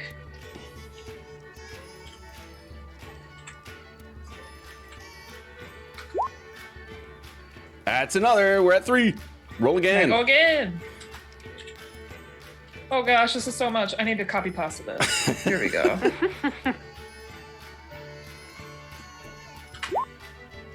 Oh, Hit. No more. So we're at 3. Oh, she is out of 1s. My turn. And he'll like flitter his fingers. Wait, and what get about Anthar's turn? You forgot about Anthar. He went first. Oh, okay. Never mind. Yep. Excuse me. So now he's just gonna sort of like wave his hands a little bit to make everything happen, and this cup is gonna roll some more. Oh, no more 1s for me. On to you. Anthar's turn again. We're at 4. Now I'm gonna fast forward this a little bit. 5, 6. Oh, and Anthar is gonna chime in, like look up excitedly and say, "What happens with the drink for 7? They who gets the 7 picks the drink." And he's gonna like, oh, like pound his chest and slam his fists on the table. Dragon's breath, dragon's breath. And you'll see all of 1 cup appear. Yep, okay, we're good. 1 big cup appear. And this bottle will appear over it and pour out a familiar looking liquid in front of you. So now that cup is floating there, and he keeps going. 8. Stops at 8. It is Juno's turn. I hate him. I'm sorry. No, it's good. 9? Or is that 8? That is 9. Well, I helped. All right, back to Flitwick. 10. Stops at 10. On to Anthar. 11. 12. 13, 14. Oh, Jesus. One at a time. Oh, 14 though. This person is going to say, 14 buys the drink. Wait, that is me. Aw.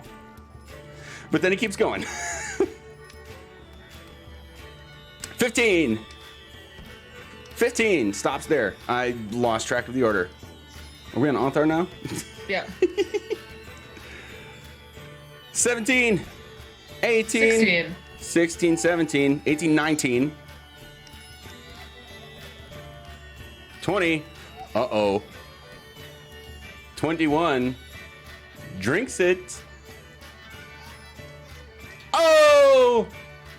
And he's actually going to, you can see him start to express that and then, flick his finger in the air and turn that die one more time so that he doesn't get it. No drinking while working. And then passes the cup. I thought it was Anthar that got it. Oh, was it? Yeah. Damn it. I got mixed up. Scratch that. He's going to be totally excited. Grab the cup, slam it on this imaginary table, and take it down. What a champ. On to the next. That's what Cards she for said. you. Yes, indeed. This is LSAO. Indeed. You are playing a form of what we know as blackjack. So he's gonna take out this deck of cards, shuffle it up, and then deal one out to you, LSAO, and then one out to himself. And this works in Roll20 because D11s can exist. Wild. So LSAO, you have a 7. And the dealer has a 5. Are you familiar with the rules of 21? Blackjack. Basically, kind of. We're gonna have fun. Okay. You can have a friend help you out if you'd like. Nah. Hit me, bro. Ooh, ace high.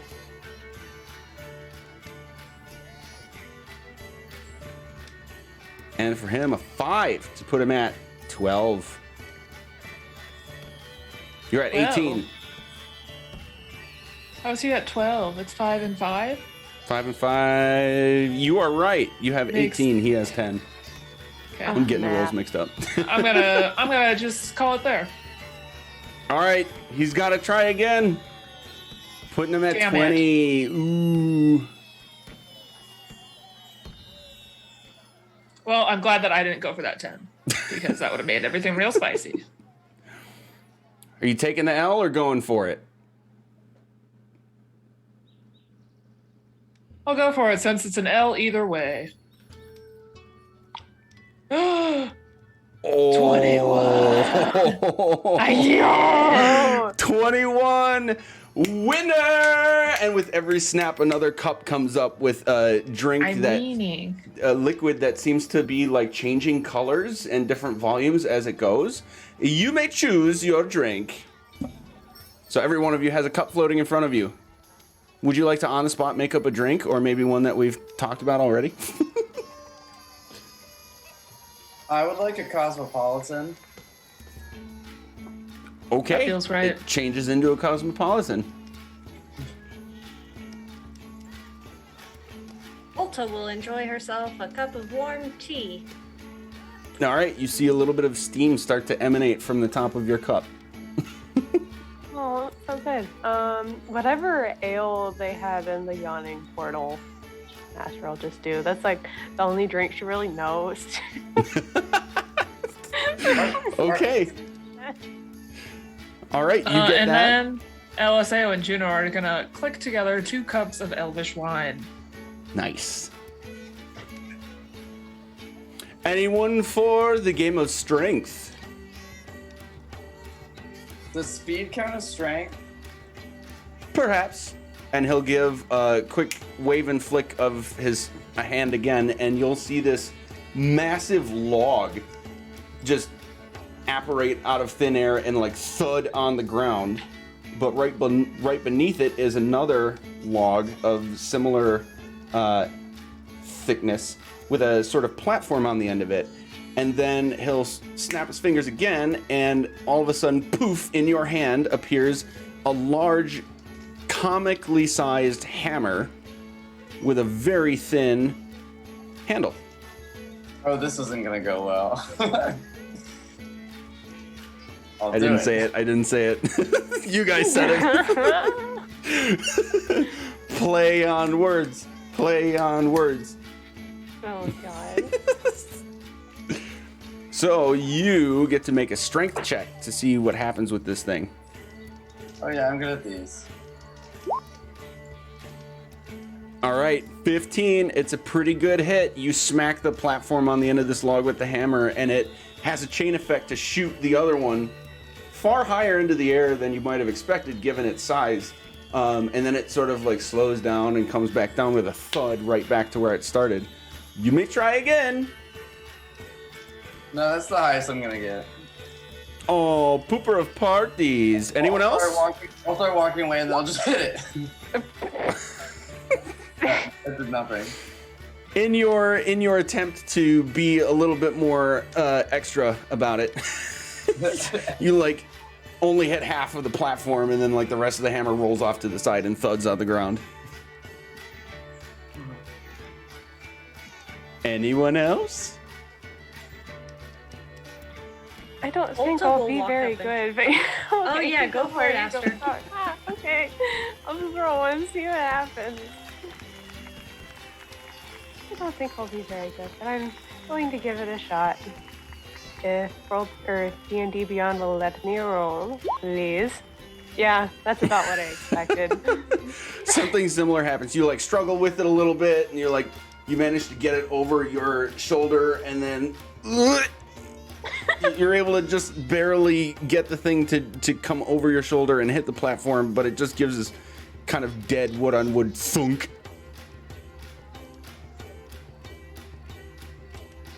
Ulta will also try. Yes, the small one for a final attempt. I'm gonna roll that with advantage. Thank you. Okay. Wait, why? Rudolph. Oh, From Rudolph. chat. Yeah, okay. An 18. All right. So, Ulta gets this like full body lean going in on it, and almost like gets some circular motion in before being able to pull it up and slam it down. And it goes just a smidge higher than where Icarus had gotten it, but at its apex, instead of coming down, you hear this wood splitting sound, and it cuts in half and then explodes into a small display of fireworks. And the small man who's floating in the air, enticing you guys, is, oh, yes, very good, very good. Thank you for joining Flitwick's shenaniganizations. And he snaps his fingers, and he's gone. Wait, what about Aster? Aster did a thing, didn't she? Yeah. Oh, She I tried missed the hammer. something entirely. I apologize. All right. This is a good spot to take a little break. Restroom refills, all that jazz. I hope you enjoyed our little festival game thing. We'll be right back. Good. That one was supposed to be an inappropriate joke. Oh. Now stream doesn't get to hear it. Hey, we're back. Okay, so we have emerged from the Vault of Dragons to the festivities of Aghairon's Day, one of Waterdeep's famous festivals. What perfect timing. And participated in some games with a funny little guy that named himself Flitwick. At the end of it all, Astriel's going to go right up to Juno, and basically, without hesitating, like put a hand on your shoulder and hand you a folded up piece of paper. And she'll say, enjoy your evenings and a well-deserved rest. Please leave the council to us. I can assure you that you have done even more than we could have hoped to help that cause, and we should have their support very soon. But I expect that you might want to address this fairly early. And then Alright. she will start walking away.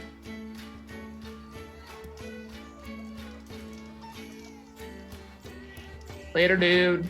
She's so intense. She is very intense. Juno will just kind of like watch as she walks away and just kind of like study the way she moves a little bit.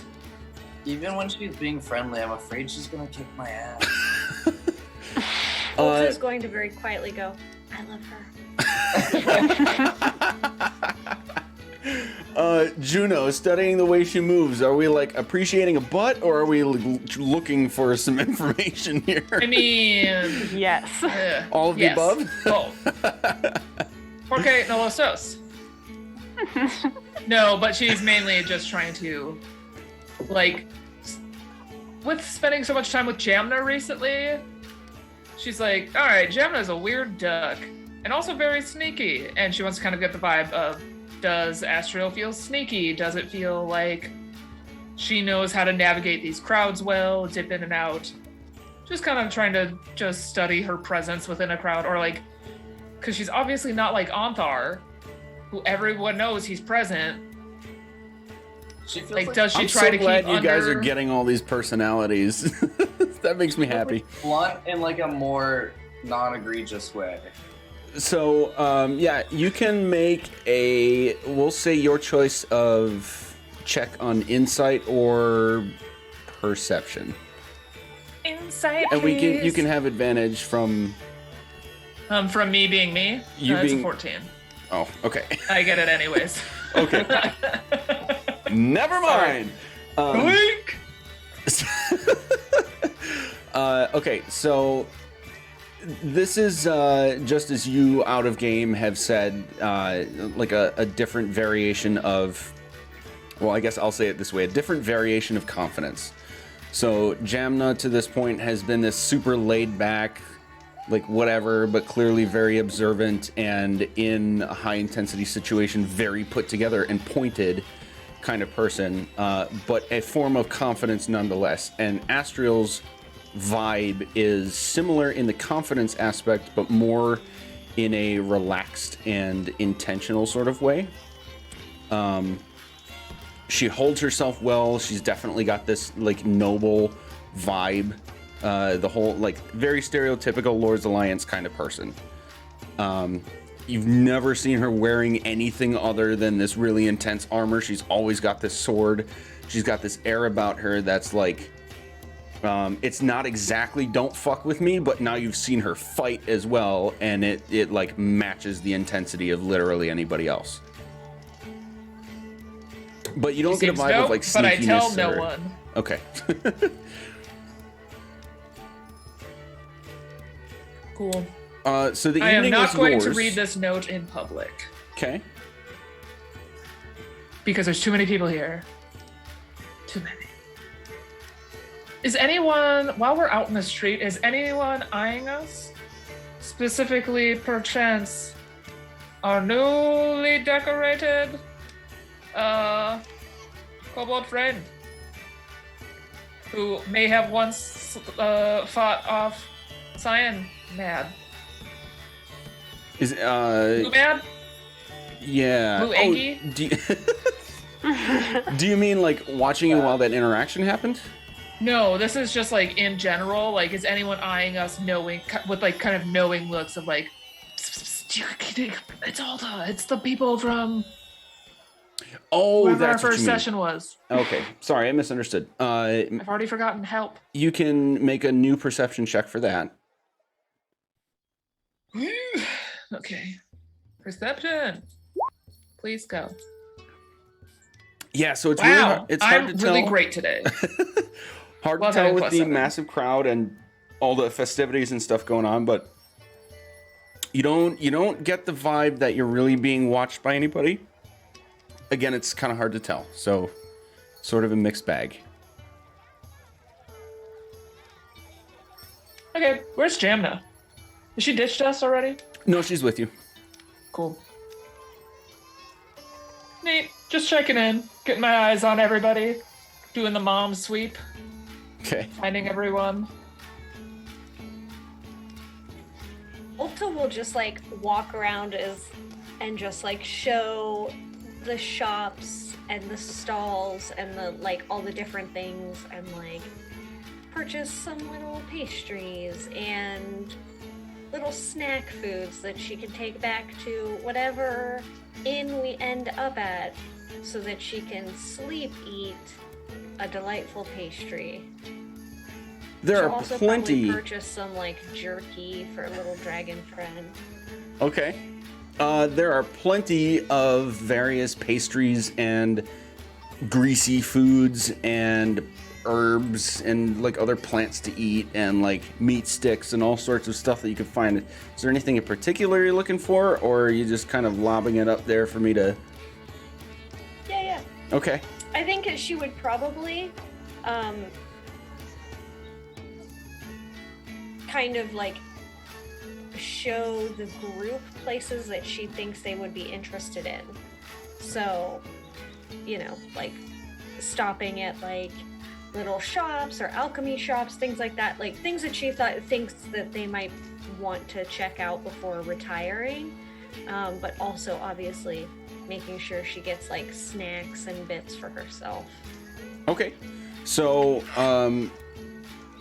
we can say you're definitely easily able to find several different like individual vendors kind of like just selling stuff out of the little baskets they've got around their feet, all the way up to like half a block wide wooden stand of like cured meats on one side, and then on the other side of the street you'll have somebody with a similar setup for like a whole bunch of like massive leaves and little bunched up herbs and stuff like that for, you know, some of them you can just like chew on as if it was a meat stick, but it's a leaf instead, or like individual ingredients for cooking and everything in between.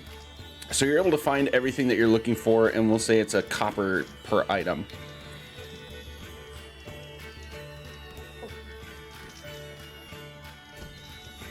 She will turn to the group and say, does anyone need anything? Like, you know,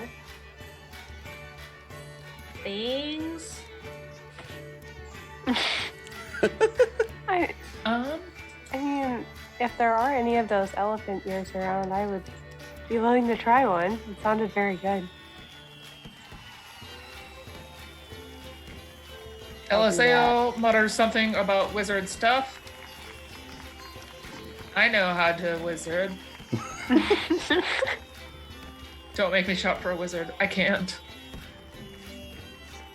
I don't know if I need anything right now. I mean, I think we just bought some like, we bought that fancy quill and ink, I believe. So like, Yes. I mean, that was already kind of me boozing it up. So I don't know. I could use some incense. Incense? Yes. A significant amount of it. Okay. You can. Or just the finest of quality. You would find several places that sell incense in quantities of 50 gold worth at a time. Like per That's unit. as much as I can get. No, that would be per unit. Excellent. I will buy 4 of the incenses, please, for 200 gold. Credit card? Help? Ulta, I would like to Alexa. purchase these things. Alexa, incense, please. No, I don't know. I know we grabbed yes. Alexa, I want to buy this. Alexa, Yeah. I would like to buy the incense. Please ship now. I do that thing where you click twice and your wallet comes up.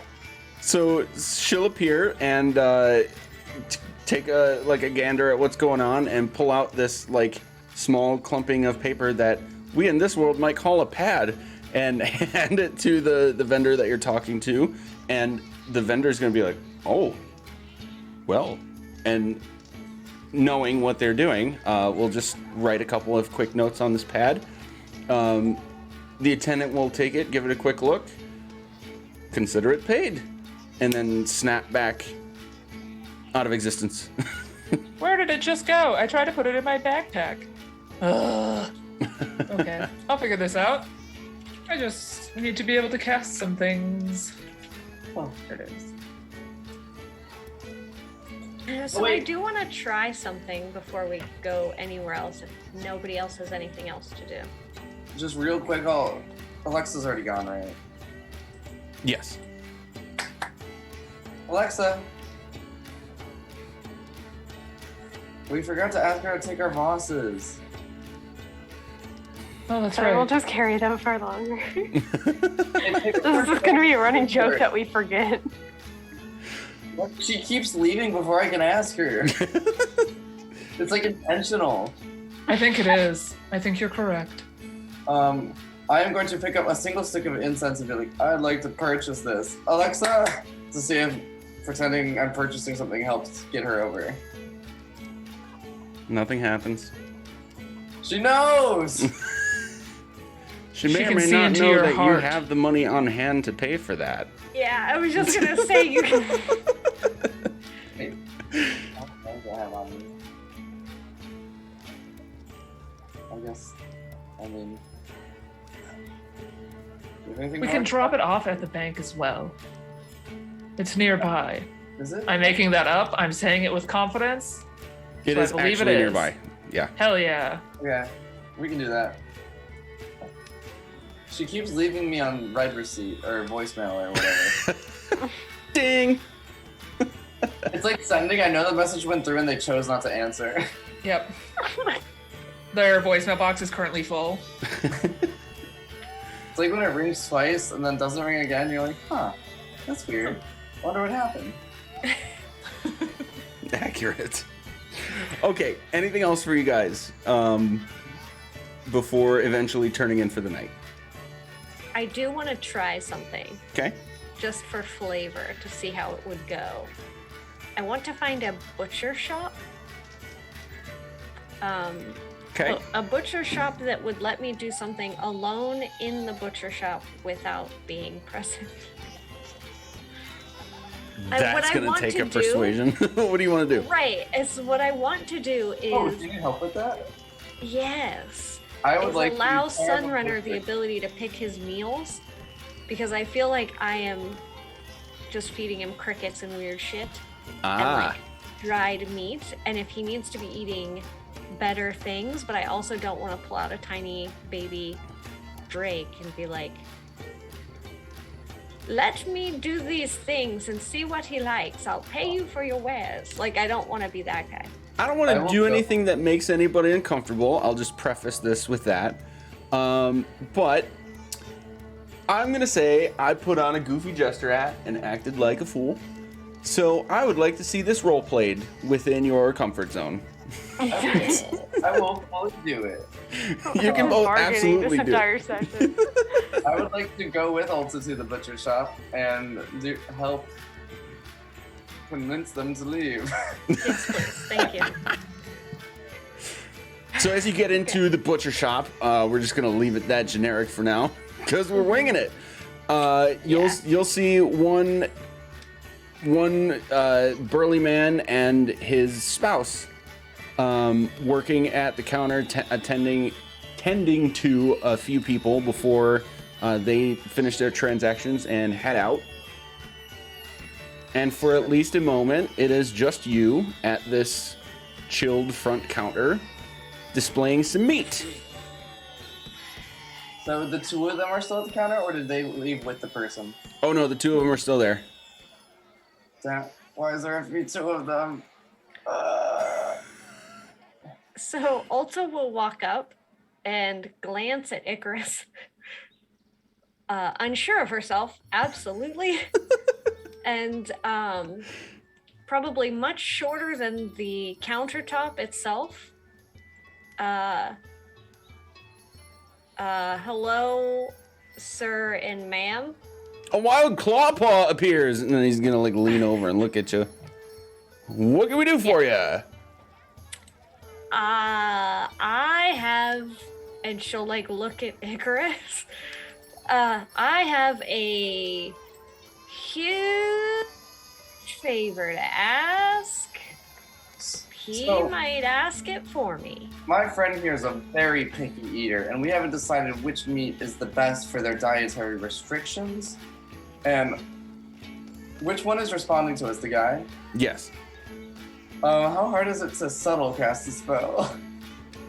Oh, you'd have to make a stealth check on that. Because I didn't realize there were going to be two people, so I didn't think I had to do it subtly. But I guess I'll just do it. So I'm going to cast Charm Person and Stealth or Sleight of Hand. Stealth. Oh, what is that?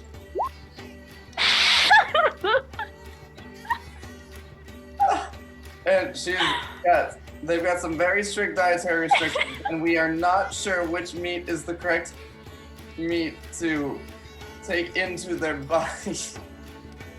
As I just trip over As my... I see this starting to happen and it like going south quickly, Alta's just going to kind of like put a hand to her head and go, yeah, no, he's right to some degree.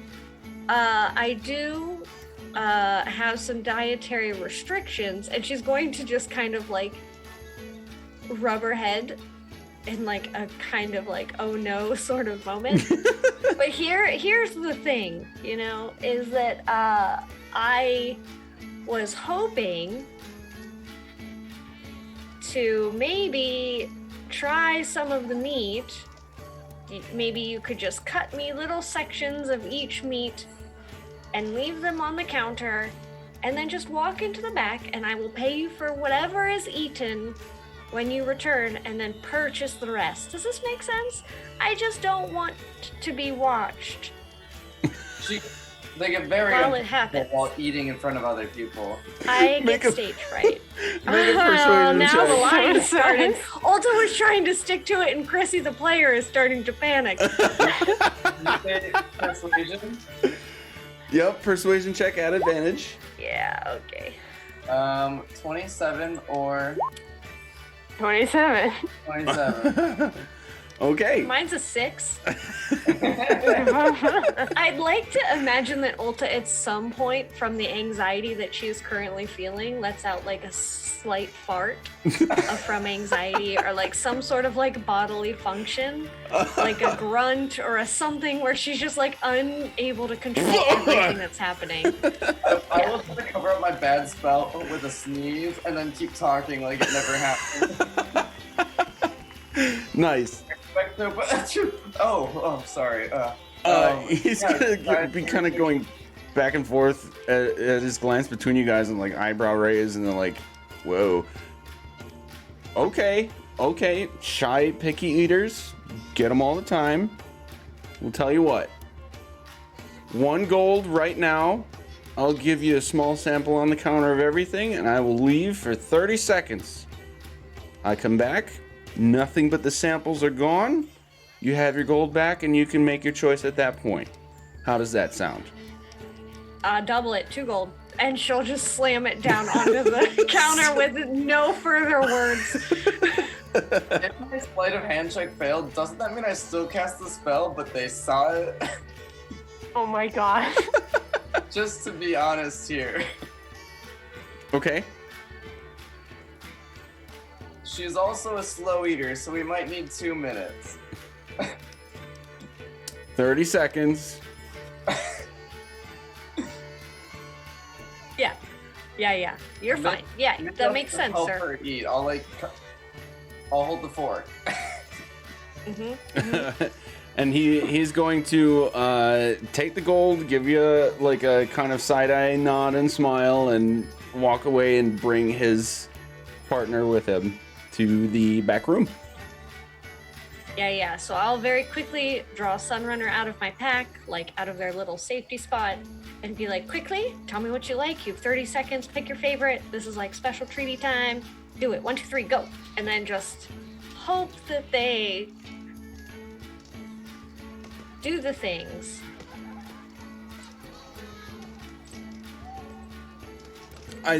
Sorry, I missed some of that. Did you say just pulling a Sunrunner out of the pocket, Just right telling on the them counter? very quickly, Okay. like, pick your faves, quickly, and then Okay. like a little tap on the. Okay. So he's going to, as you stick your hand in there and pull him out for the first time, you can tell that he's been like paying attention to all the crazy sounds going on, and then like pokes his head up before the rest of him would like reach the top of your bag and be super curious about what's going on. But then you kind of shepherd him to the meats on the counter, and then he'll just like have a field day. He'll just snatch up the first one, gobble it in like one swallow, and then start going at the next one. Maybe the one that's more like beef type of texture takes a couple chews before he swallows it whole, whereas like fish and other softer meat would just go down with a gulp, that kind of thing. But at the end of it all, there is no discrimination. He's clearly very happy about any and all of it. Okay, all right, yeah. Because I've been doing like dried beef portions, and I'm like, this poor thing probably needs like, Wet beef. yeah, it deserves some wet food, you know, like a special treat. They say it's more healthy So- because it gets the water into the meal. Yeah, there, see? Yeah. So, You know, this would be a great time to have the bardic spell of Arcane Lock. Lock him in the back room. so Ulta will see that and be very, I mean, she's going to be stoked that he enjoyed that and put him back and wait for them to come back and obviously pay them accordingly and purchase like a little bit of extra fresh meat for Sunrunner to have later. Okay. Should have pulled this up first. Are you willing to, if I tell you that I'm gonna look up like what if there is a listing for meats and just tell you what it costs, we can take care of that later. 100%. This was Okay. totally random. Sweet. We'll I do threw that. this on your lap accidentally. Like I thought, oh, let's try it. It's all good. So while we're figuring out what you guys are doing next, I will look that up. But yeah, they come out and see that nothing else has been taken, give you your 2 gold back, and then make an exchange. So if you want to just let me know, like in a message or right now, like quantities of whatever you'd like to get, and we can figure that out. Yeah, it'll just be enough for like one of like a special meal tonight at the end of the night when we all hunker down Okay. at whatever inn so that we have it. I have another question, by the way. You don't happen to have any? I've got my own dietary restrictions. You don't happen to have any vegan meats, do you? Vegan? No. But you may want the shop across the street. They tend to be creative with their plants. Wait, did I get that right? Vegan plants? Yeah. Yeah. I mean, yeah. Yes, Not to be disrespectful. carnivores. Yeah. That's the overlap. Vegetarians and vegans, just no meat. That's a safe bet, right? Yeah. Okay. The other But one's plants just are no- okay. No animal products is the other one. That's it. Okay. So, yeah. They tend to be creative with their plants. Sick.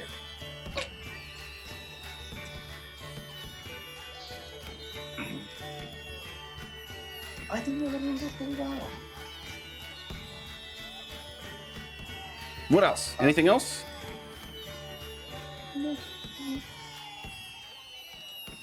I think from here we were planning on just finding a tavern and hunkering down for the night.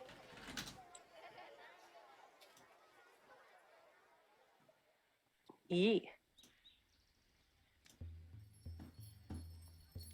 Okay, Ulta, that's going to be a total of 2 gold for about 4 different items. Like small amounts of each.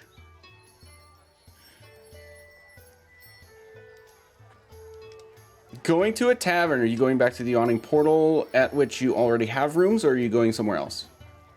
Might as well. Yeah, I'm let's go fine with back to the yawning yawning portal. See if we can get into more weird shit. Yeah. You do have the opportunity to just like go straight to rooms if you're not interested in shenanigans. Let's start a bar fight and just throw someone into the portal for the heck of it. Hell yeah. Maybe Okay. not. It seems very far down there. Well, You know, like, it has the leave whole it like at that. thing. We already committed murder there once. I don't think we should do it again. That was an accident. I didn't mean to shoot him that hard. Okay. It's a lot harder than thinking. Aster just resigned.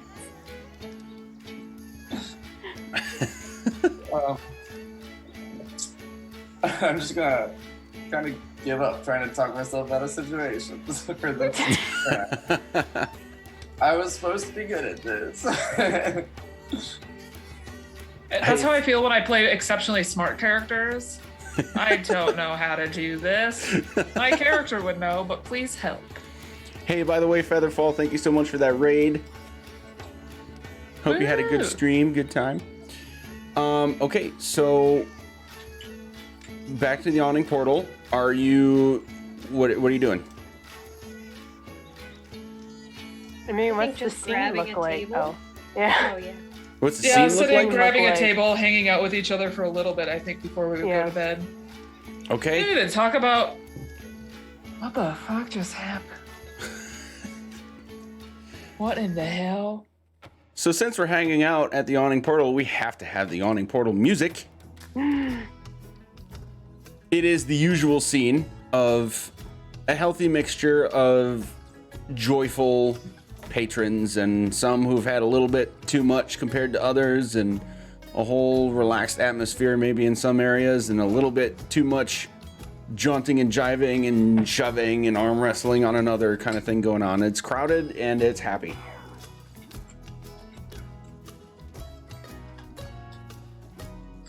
I already thought, you know, the vault itself was going to be very strange, but it got even stranger somehow. Yeah, I gotta say, like, I thought I knew what was gonna happen going in, and I got much more confused the further we whole time.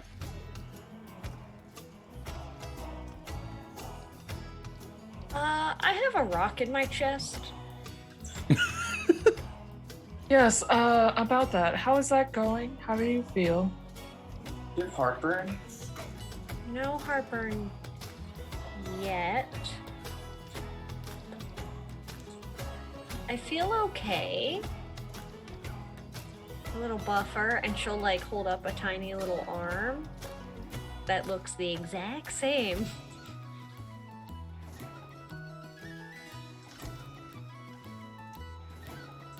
Yeah. When all that happened, did you all see the same thing that I think I did with the, I don't know, time slowed and was very strange. The big eye, The big eye.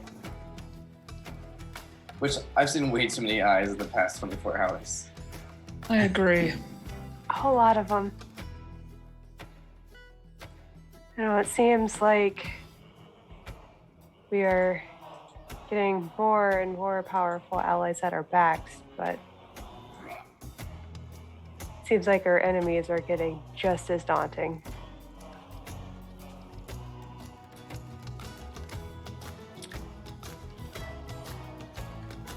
Where do we go from here? I was thinking the same thing. Wait. If we had to use the Stone of Galore to get into that room, how did everyone else get into that room? Wasn't the door left open? I think we had to. We set the traps. We left our traps there. Oh, The shit. door did close behind you. But it kept Oh. in there, right? Hunthar probably has my bear trap. I need to buy another one of those. Passive traits among you, somebody would likely know that unless the stone disappeared, it would have simply stayed in place or just fallen right there at the point the door closed. So now someone else has a weird magical stone now. I mean, considering our faction members walked in same way that we did, they probably have it. I hope they do. We should ask them about that. Or maybe they left it behind too.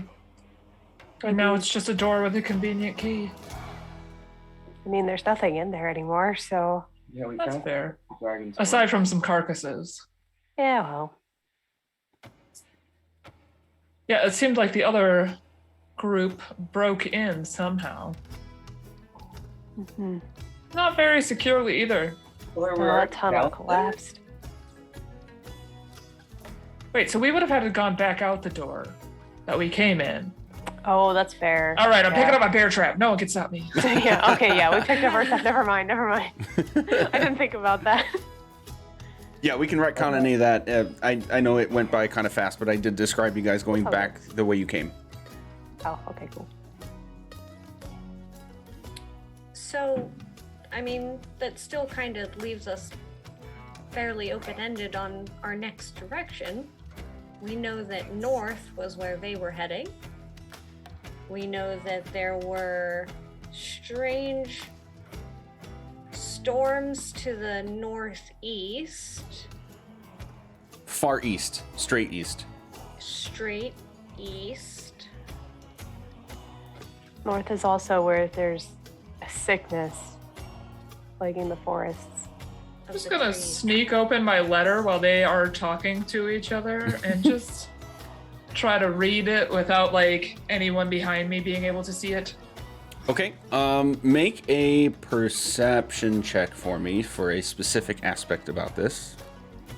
But even if it's terrible, you're still going to get the like basic information. 16. Okay. So, have you read much? Like, that's a really loaded question, but I'm yes. thinking like elf in a secluded civilization out in a forest sort of thing. So like realistically, what do you think that your access to literature and written history and that sort of thing would have been? Elves are hoarders. True. Okay. So they would have had knacks and nicks from kind of all around, though most of their stuff would have been taken from the elvish perspective. Okay. Similar to like if you think of 4th grade US history versus college US history. Okay. Okay. She's definitely well read. She also became more well read, spending significant amounts of time with LSAO. Okay. It's just kind of like that's what they do when they're sitting at home alone together. It's just read. Okay, and you're trying to keep this to yourself? Yes. Okay. LSAO can see it. Okay, so what you see looks kind of like the way it's written is more like an accounting of pieces of information. It's not really like stream of consciousness kind of thought. It's not creative writing. It's a little bit closer to like what you would consider historical accounting of events or people sort of thing. And it says, status report, North Squadron. No fewer than 8 orcs. Leader, Bog Luck, with a question mark. LSAO would absolutely have a reaction to that. They would say, that's one of my names. You're One of your names. One of the names on their list. And then right below that small accounting, it would say Karnath Road House, Mirror of Dead Men.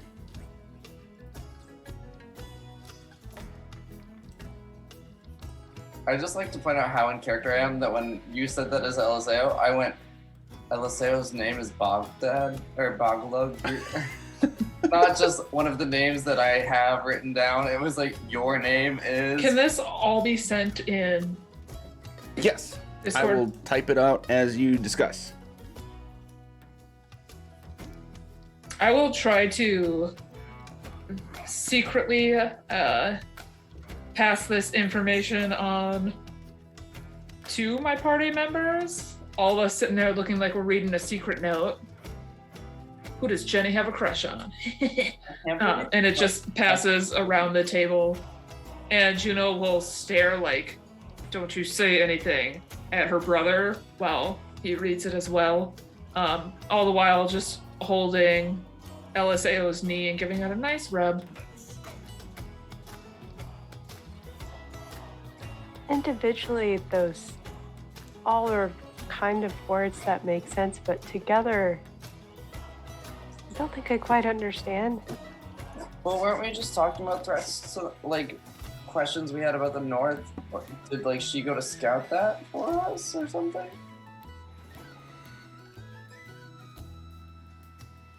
Well, I think this kind of solidifies us traveling north, though. I think so. Yeah.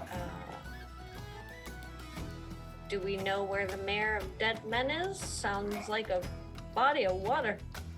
Sounds like a map question. Yeah. Ew. Everybody make a history check. Oh, You boy. point to the map where the plot All right. began. Exactly. LSAO, where is your history again? history? All right. Bloop. Not awful. History. Yeah. Yeah, I'm doing the best.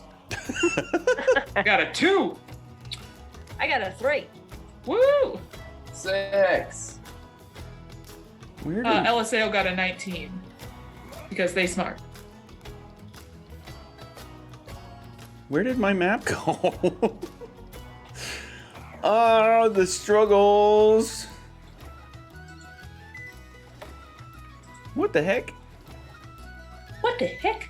There it is. What to heck? Okay, so Eliseo and Aster would have heard of such a place. No place where the grass is green. You would know that north of this massive, mostly human city of Waterdeep, following the high road north, you would have to take a left at the big fork where the long road goes one way, but the high road continues. West of the mountains, and you would have to travel about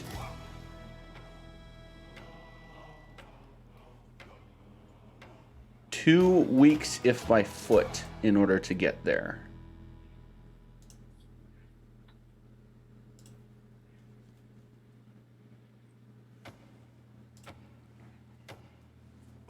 It is quite a journey. Do we maybe want to get a cart tomorrow?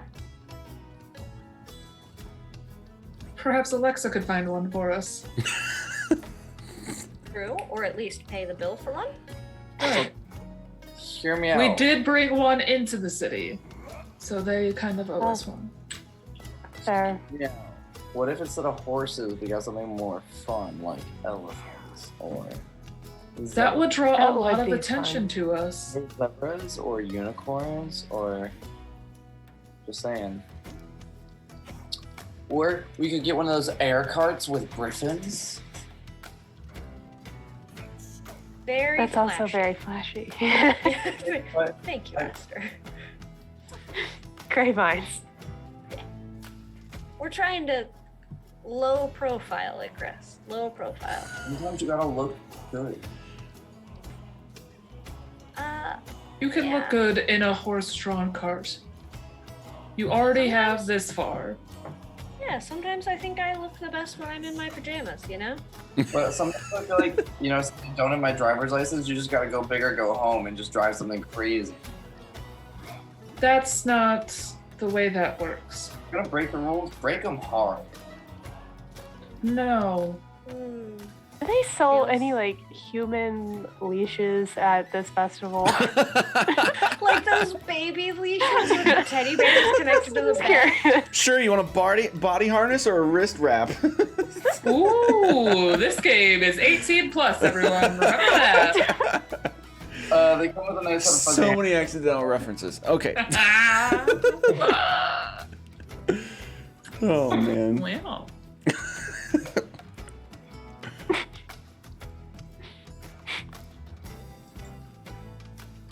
I don't know how to move on from this. So horses. Tomorrow, yep. It'll be nice to finally be in one carriage again instead of like splitting up into the weird 3 that we had to. This is true. Should we ask Gemna if she wants to join us? No. All right. Gemna, since you're sitting right here, do you want to join us? Well, I could go either way. Would you have me with you? Oh, I didn't realize Gemna was actually sitting with us. Yeah, so she's can been I with just you. say that I didn't say that as rudely as it sounded? Because I was assuming, like, Sure. all right. Yeah, I'm the one who said no. I'm no offense, but Gemna, you've saved our lives more than a time or two. I wouldn't mind having you there. This comes from the person who was like looking at her most suspiciously the entire like first leg of the journey. Hashtag rogue shit. I'm a rogue too, though. Yeah, but she's full rogue. No multi-classing. You're not 3 classes, are you? Rogue. I was like, I just did that one trick that was super stupid. Oh, that's right, yeah. So it sounds like she's going with you. unless anyone else says no. Looking back at my brother. Thanks. I'll turn to Jamna and go, so do you have like your own money or do we have to pay you?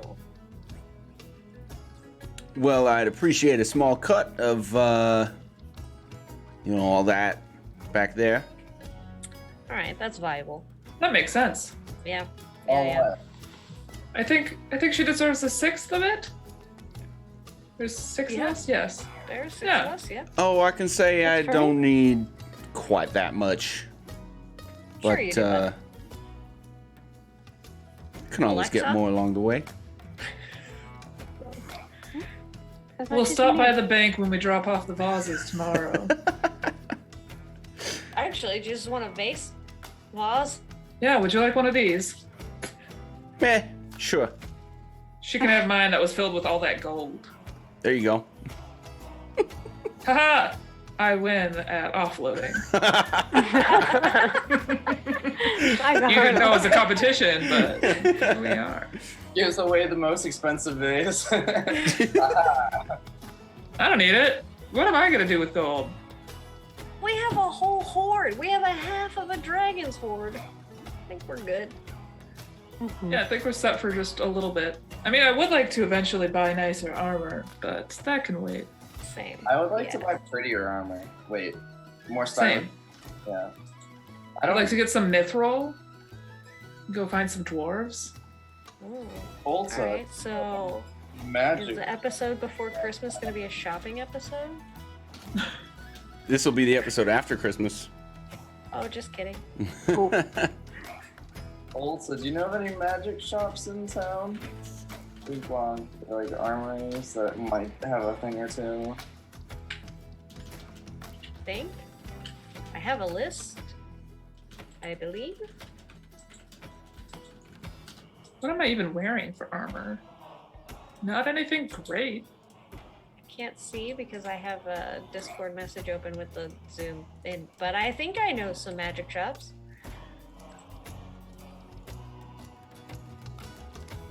Maybe we So- can go shopping tomorrow when we know how much money we have.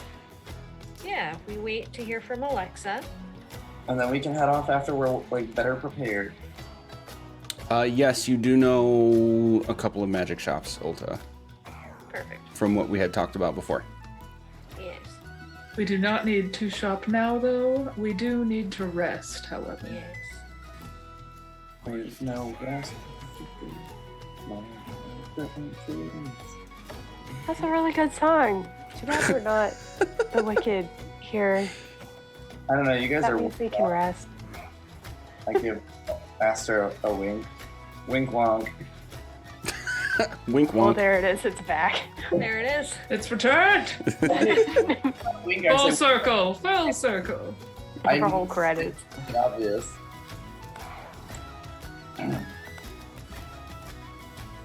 Okay, so as you head up to the rooms that you had already gotten booked at the Yawning Portal Inn and Tavern, is there anything else you want to do before taking the evening of rest?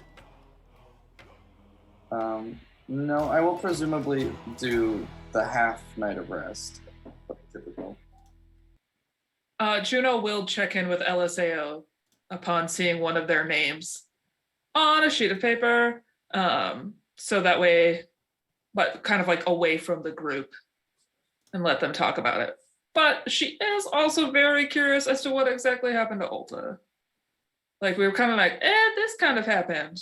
And she like saw it happen and it was described, but in her mind, she's like, what the is this? Like, because Okay. all the gods were there and stuff like that. So all of that stuff is like still like burning in her mind. It's like seeing the table full of gods just looking around, doing a whole lot of nothing.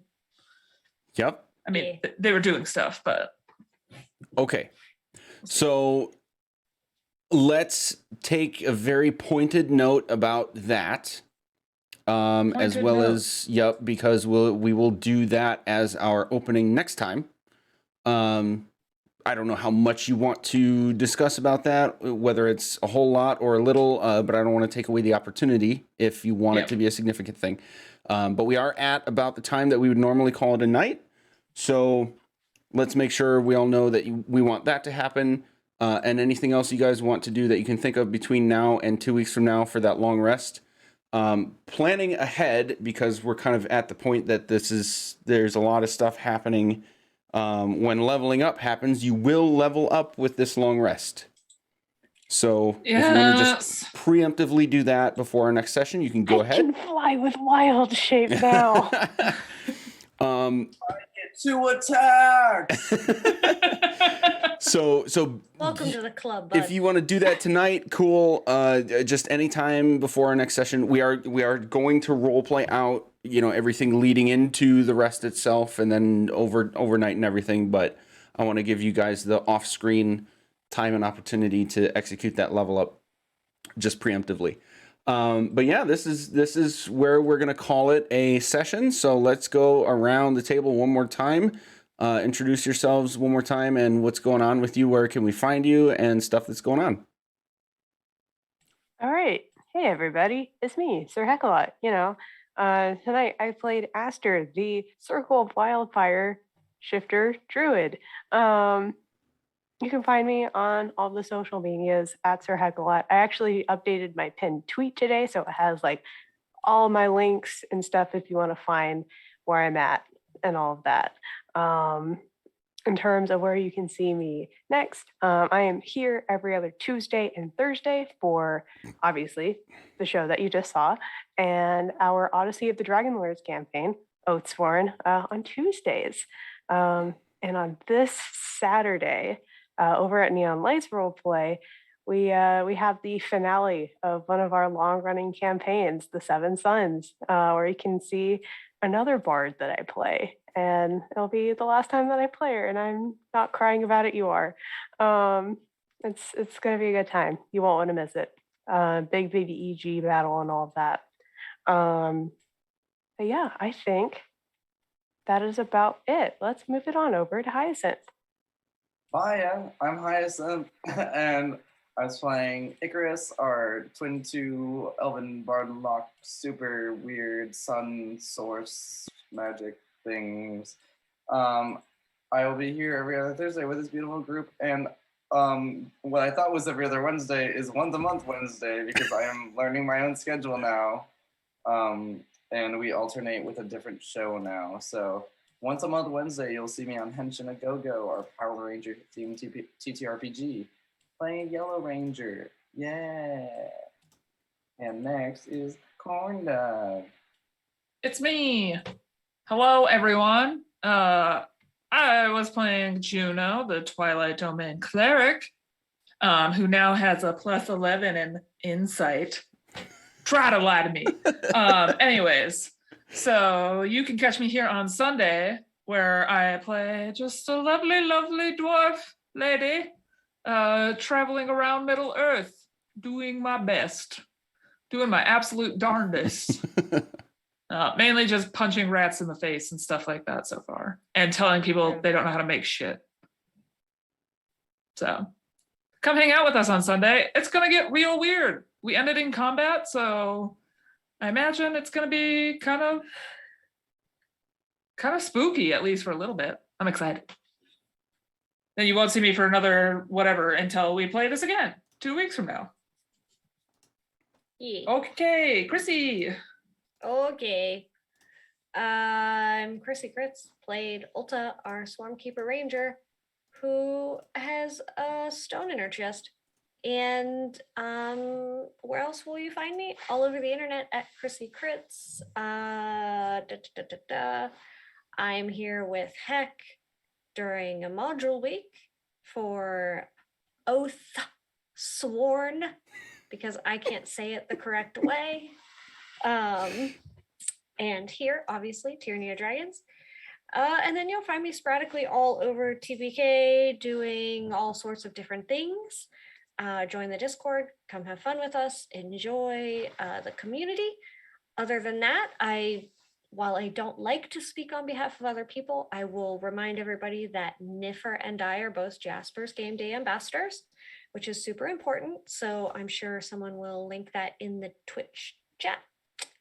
If you're not familiar, it is a wonderful organization that focuses on suicide prevention, education, and outreach, the whole 9 yards. So, very important stuff, especially in the gaming community.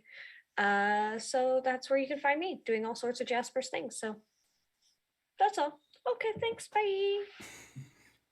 All right, and I'm that Magic Juice. I am the DM/shepherd for this particular game, which will be back 2 weeks from today, assuming that the Midwest can calm the heck down with its weather shenanigans. We had a close call today, but I'm glad we were able to make it happen. And I do also run one other game on my own channel. It's usually every other Sunday, but with holiday shenanigans and scheduling, it's actually going to be happening next week, Wednesday. And then after that, we'll be on our normal schedule. So you can see that just as it is in the chat right there if you're interested in more D&D stuff. And that's kind of the gist of it. Have a good holiday season. Be awesome. And we'll see you on this show 2 weeks from today. Bye.